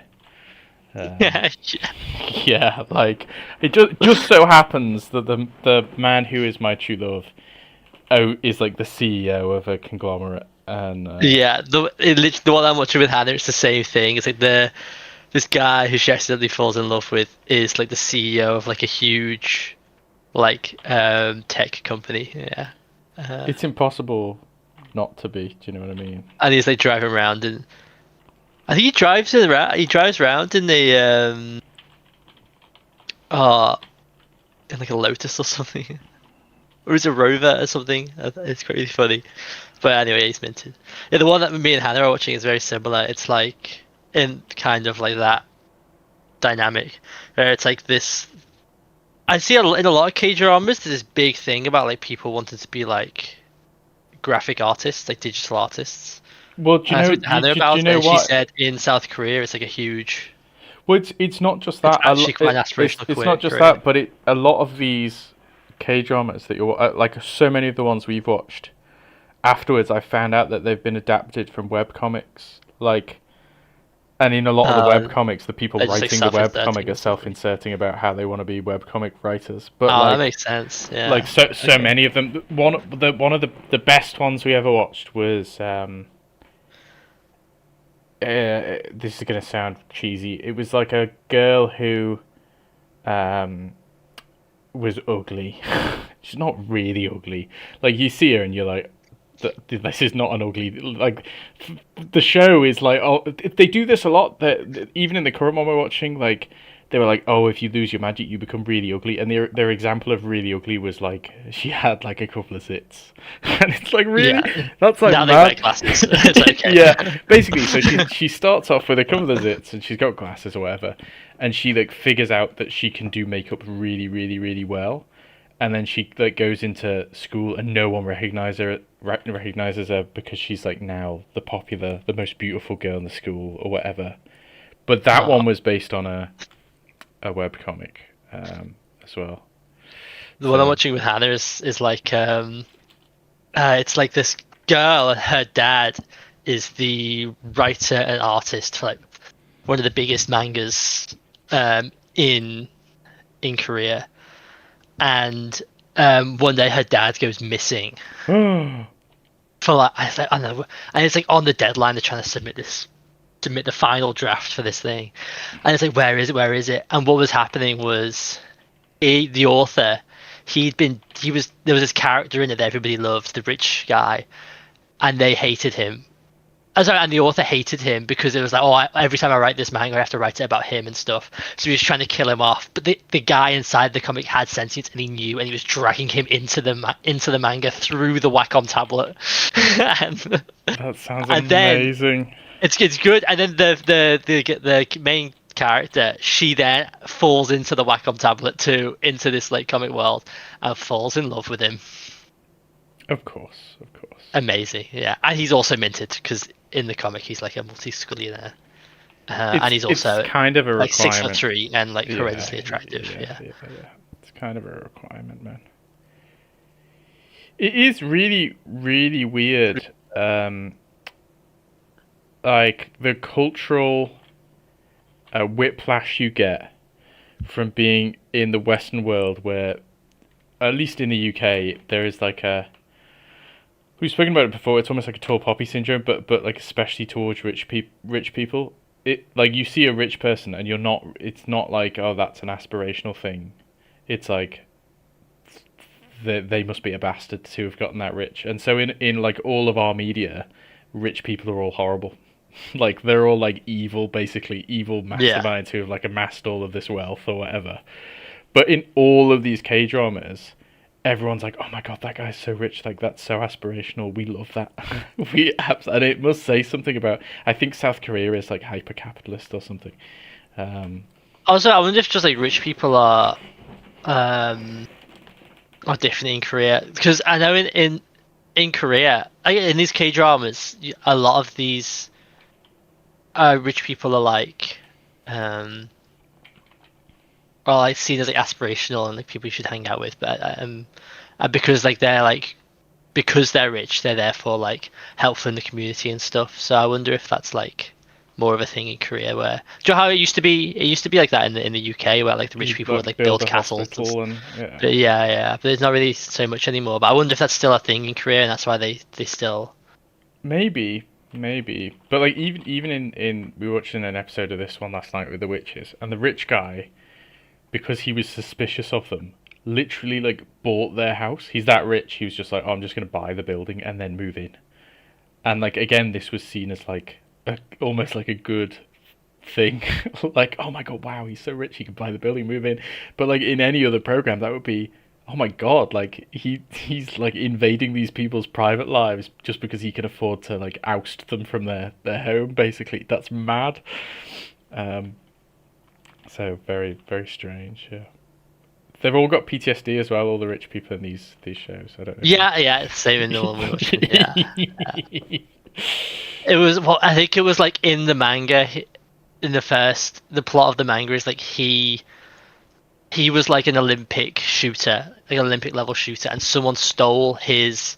He just won gold, and someone stole his Olympic gun, went to his house and like killed his family, and then he went back and was traumatized by it. But because they used his gun, he was like, "Oh my god!" Um, like, everyone thought it was him, so he got put in prison for it, and he got like trauma from that. But then when he got out of prison, because he was eventually found innocent, he then that's how he became like super famous. And everyone was like, "Oh my god, he was innocent the entire time. Like we love him. Like we justice for whatever his name is." And then he was able to start his company. It's mad, absolutely mad. There are Always some really strong. good ones. We watched another one where a woman was cursed and she like turns into a dog, but her crush. So in order to break the curse of being a dog, you have to like kiss your true love again, but as the dog. You're a dog. So so she turns into the dog like every midnight basically, and during that time she needs to get this hair crushed. And you think, well, that's not too hard. Like people love dogs, and she is an especially cute little like Pomeranian looking thing. Okay. But it just so happens that the person she's in love with is traumatized, and like has this horrible, awful fear of dogs because he was like forced by a gang and bitten by a dog when he was like a child or whatever. And so the whole show is about like her during the day when she's a human, like trying to help him get over his trauma, and then during His the fear of night dogs. trying to approach him as this dog. Um, yeah, Oh. it's odd. Have you watched any of They always the historical ones yet? I quite like the historical ones. no. Oh, we watched a really good historical one about it was about like the emperor's historians. Hmm. So like it's a big thing in Korean history that you have historians, and they were literally like almost like court reporters basically. But like they were really sacred, and they're held in really high regard, and they could get away with an awful lot of stuff.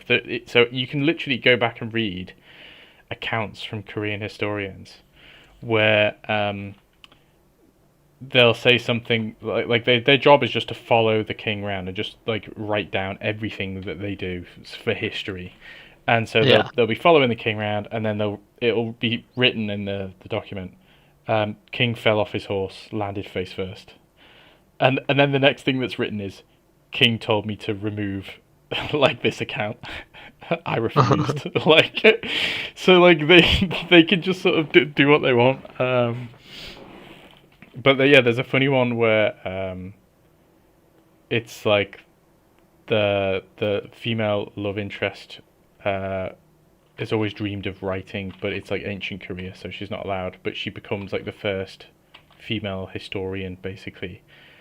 But the king, it's like the king's son that she's meant to be reporting on. She like falls in love with the prince or whatever. Yeah. You can Always falling in love. all the time. They need to get a grip on that.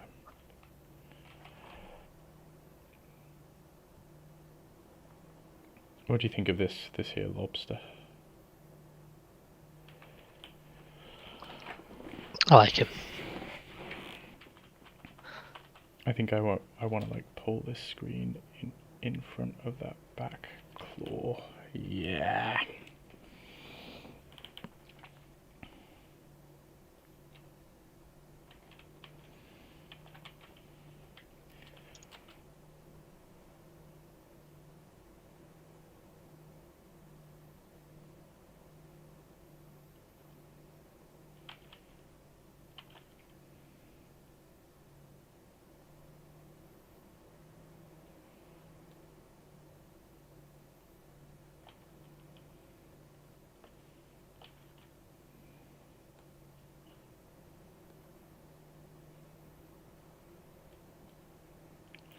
But yeah, I'm enjoying the K dramas. I just think there's they're good for your soul, um, because they're so what would be the word? What's the opposite of like cynical? They're just so Like instant. straightforward. Yeah, innocent. Like there's not you could never like so many UK TV programs. There always has to be like someone's been double crossed or backstabbed, or it turns out actually the good person is like morally grey and evil, and it gets a little bit tiring or exhausting sometimes. But you watch these shows and you're like, oh, the evil guy is evil, the good guy is just unanimously like the perfect good being, um, and like all of the interactions everyone has are like innocent and pleasant, and it's just nice to watch. Yeah. No, I think the same thing. I think that's kind of what I do like about them. Is it's just very sweet. It's just like there's like a love interest and like and then it's just like nice. It's just a nice like she's got a crush on him and he's got a bit of a crush on her and they're just trying to like figure out how to fall in love or something. And it's very straightforward. It's not like, oh, he's got a crush on her, but she's actually like cheated on her past 17 relationships and he's actually like a drug dealer or something. Um, it's just like a bit nice. Yeah, very very pleasant. But they are very samey.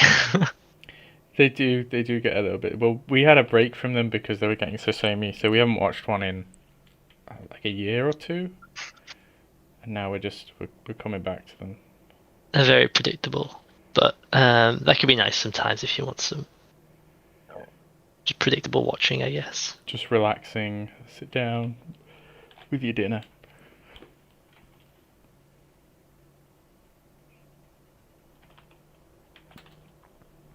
This is the tech lobster, so he needs like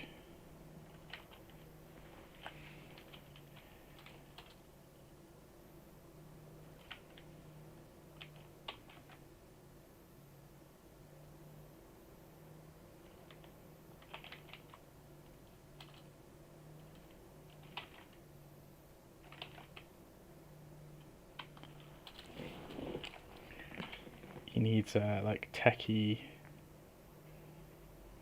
lobster pattern, I think.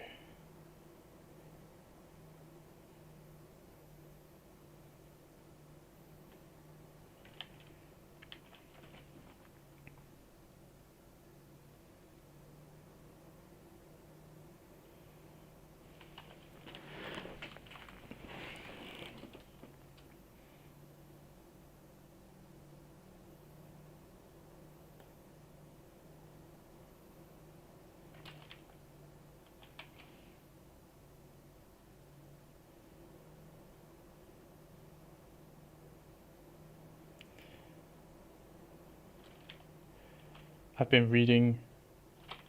I really don't know what to trust. I mean, you don't know what to trust on the internet generally, but there was more news about the new Elder Scrolls game, Oh yeah? and apparently, like the head uh, lady, I think she's the CEO of Xbox or something at the moment, or like the director general, or Oh whatever yeah. the term is. I know who you mean, yeah. She apparently has played like a preview of it and made a big tweet about how amazing it was. Um, and in that tweet, she put like the Elder Scrolls 6 and then like asterisks to represent how many letters it was, and so everyone went mad like trying to find out what the name of it was because that would give a huge hint to like what the Yeah. because all the lore is like pre-written for like every region of the Elder Scrolls. Yeah. So like if you can find out what the name is, you can find it out. But then within that like mix up, you get people just like asserting what the game will include, and it's like you have no idea. How could you Yeah, possibly know no, that? even if you get the name of the place, you like, really but not even that. Like if you get the name of the place, and then you're like, oh well, I could make an educated guess that the game would involve, um, like it's the second Thalmor War of the elves and men, so there's probably going to be some kind of like elvish conflict or something going on that most of these Elder Scrolls games have like an element where you can pick a side of a big conflict. I mean, most Bethesda games do, but it wasn't even that. It was like this game will include multiplayer, and it's like what? like, Okay. where have you pulled that from? So it's frustrating to have stuff like that, but I'm very excited. I love the Elder Scrolls. Do they have a release date for it? No. It's probably going to be 2030, honestly. It's kind of mad to me that Skyrim released when I was, 11 or 12? And the next Elder Scrolls game could well be when I'm 30. Yeah. There are still a few games out there that have just been in development for like 10, 15 years. Yeah. Yeah. It's mad. But I'm looking forward to it when it does come out. I just hope they do well. Yeah, I really like. I want games that take ages to produce to do really well. Because I don't like the fact that like games that are like squeezed out in like a year or two by like crunching staff and cutting loads of content and just trying to make money doing well. Kind of makes that like the precedent, and I don't want that to be the precedent. I want the precedent to be, no, you should put like loads of time and money into this and really let like the people involved like take their time to create like a masterpiece. Like and I want the norm two to be decades, back. basically. Yeah, and I'd like that to be the norm again. Like, okay, this experience is going to take like thousands of people like 5 or 10 years to craft, and that's how like important like making this experience is, and then that to also be profitable. So like it becomes more normal. Like it's hard to convince investors like, oh yeah, by the way, invest your money now. The game's going to release in 15 years, so you might get your money back then. It's like okay.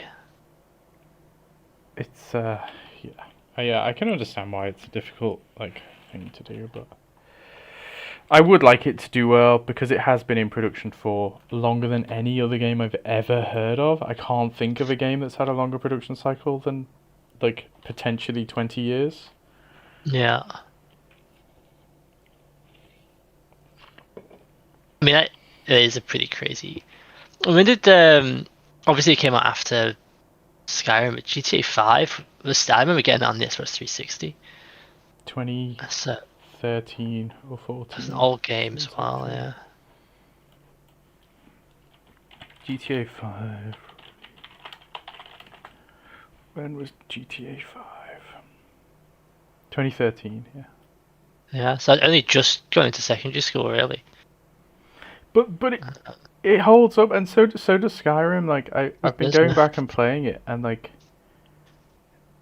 if you go back and play the original Oblivion, you're like, oh right, this is a bit janky. If you go back and play Skyrim today, it's fine.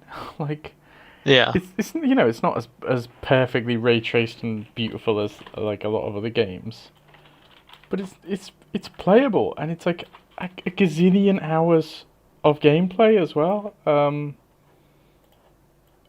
Good gameplay, like entertaining, fun gameplay, and so I'm just hoping that like it took how many years did it take to produce Skyrim? Let me see.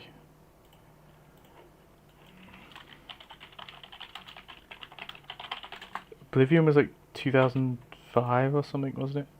Oblivion was 2006. Skyrim came out 6 years later. It took 6 years to produce Skyrim, and they will have been working on this next game for 20 years. Like, I remember it getting mad. That is absolutely mad. I remember it getting its the trailer for it, which was like an image, I think, and at the same time they dropped the trailer for Starfield as well, and Starfield's been out now for quite some time. That trailer dropped so long ago. It wasn't even like an image. It was like it was almost like a bird's eye view of what people think is High Rock, which was basically like a teaser for what the location would be, and it was a very beautiful bird's eye view of High Rock. I just hope that my one thing that I would like them to change or would like to be better is is the combat. I watched a video, a YouTube essay that was like, why does everyone go stealth archer in Skyrim? And I disagreed with what he said in the video. He was like, oh, the game rewards. There's like a really enticing reward loop for stealth archery, and like it includes the audio sound when you do a stealth attack. Like it's so rewarding, and then you see a stealth level tick up and stuff that people really want to do it. My theory is just so much simpler, which is that it's actually just way more engaging than any other form of combat in Skyrim. Like if you want to do melee combat in Skyrim, you just press the melee button over and over and over again. Yeah. Until your enemy's health bar is reduced to 0. Like there's no finesse, there's no skill involved, there's nothing. If you want to do magic in Skyrim, you just hold down the spell button until your enemy is dead, basically. Whereas Yeah. whereas stealth archery, well, all of a sudden there's stealth mechanics, so you're actually trying to like evade people in an interesting way, and then you've got the archery where like you've got moving targets and you have to like time the arrow, and there's even perks where you can like slow down time so you can fly the arrow, whatever, and you've got to aim and you've got to factor in like the drop of the arrow, and so just in terms of how interesting that is or how fun that is, it's way more fun to be an archer. And so I hope, yeah, if they do eventually release this next Elder Scrolls game, even though they're like laying off a gazillion Bethesda stuff, all of the people that worked on the original Bethesda games, they're not even in the current round of layoffs. They were laid off ages ago. Yeah. The writer as well, the guy that literally like wrote the Elder Scrolls, they laid him off. Mike something or other. But I just hope that the like melee combat is something more like. Have you ever played Mordhau or Chivalry? I played a little bit of Mordhau, yeah. Something like that where you can like parry and you've got to like consider. For Honor, maybe. Yeah, For Honor, or like Ghost of Tsushima does it quite well in that it's like not. Mordhau's obviously very nerdy, and probably more than your average player will be interested in. But like, just like I can time a block at the right time to block an attack. Like that's literally all I want. I thought For Honor did it well because it was like just like 3 directions. You can see what direction they're coming in with like their sword, and then you can react. You react. Yeah. It was very simple, but if you did it well, it felt really good. Just anything like that. I mean, I had I think the gunplay in like Fallout 4 was a huge improvement on previous Fallout games, to the point where like in the old Fallout games you basically couldn't shoot your gun, like you had to use the VAT system to do anything. Yeah. But in Fallout 4 I think I pretty much did my entire playthrough and I don't think I used VATs. Yeah, like once I was just like I used VATs when I was playing it like about an to die. FPS. I was panicking, but that was about it. Yeah, and I like that's preferable, you know, and so they seem to have improved that. But like if you wanted to do melee attacks in Fallout 4, it was still effectively just like go up to a thing and press the button.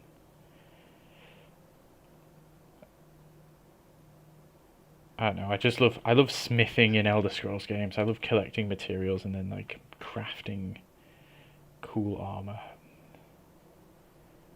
And then I hope they make it modder friendly as well.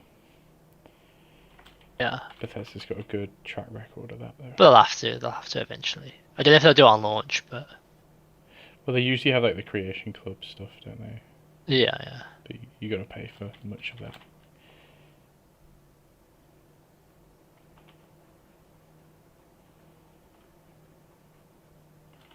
I have to head out. I think I'm gonna have to head out. I've been drawing lobsters for how long now? Lobbing. What does it say? 5 hours. 5 hours of lobbers. And we've made some real progress. I think the streaming's good. I think the streaming's helping me be productive. I think I would have sat here scrolling through YouTube for 5 hours otherwise, genuinely. But there you go. Well, you have a nice day, Tom. You're going into town. I am. It's a new card stores opened up in town that I want to have a look at. You can grab a copy. Yeah, like a Pokemon card store. I wanted to have a Oh, look at. I thought you meant like Ryman's or Card um Factory. Card Factory. Yeah, I was like, all Yeah, right. there it is. I want to go have a look at that.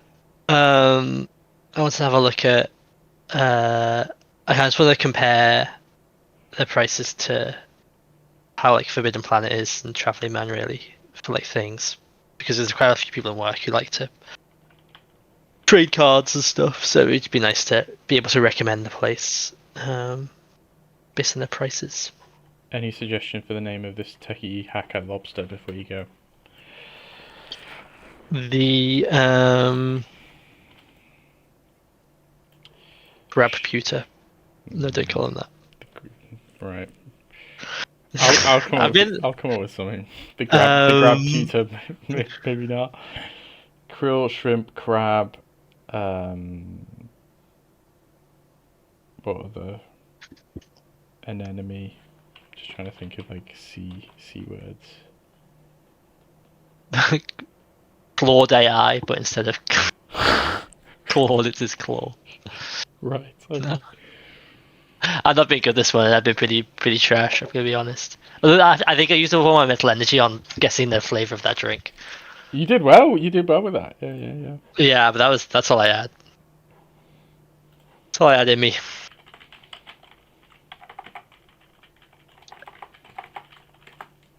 Right, I will see you Enjoy. later, Chief Enjoy. Town. Bye Bye bye. bye. He's gone. He's gone. Right.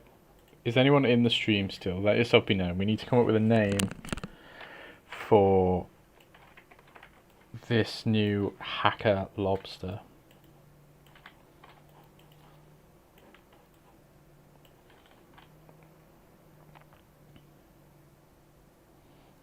I want maybe another name that's more like Cornelius Claw, like it's an actual name, not the Kriller or Crab Shot.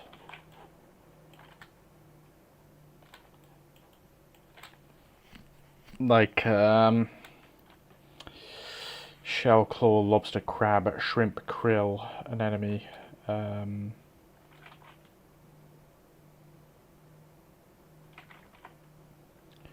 Crustacean.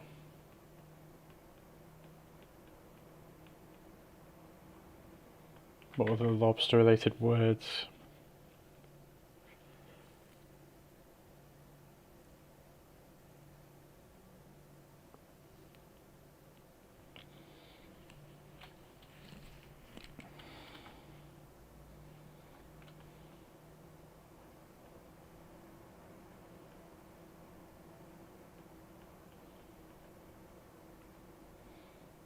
Pack.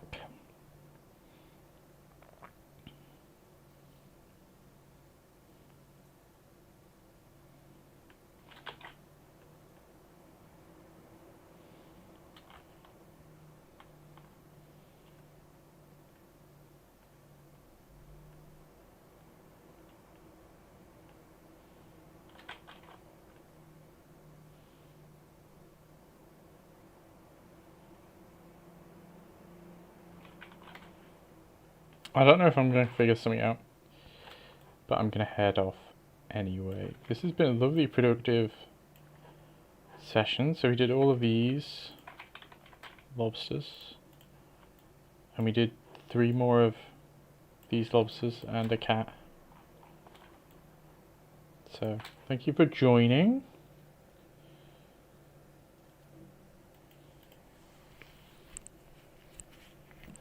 I'll be back on tomorrow morning. Not for as long though.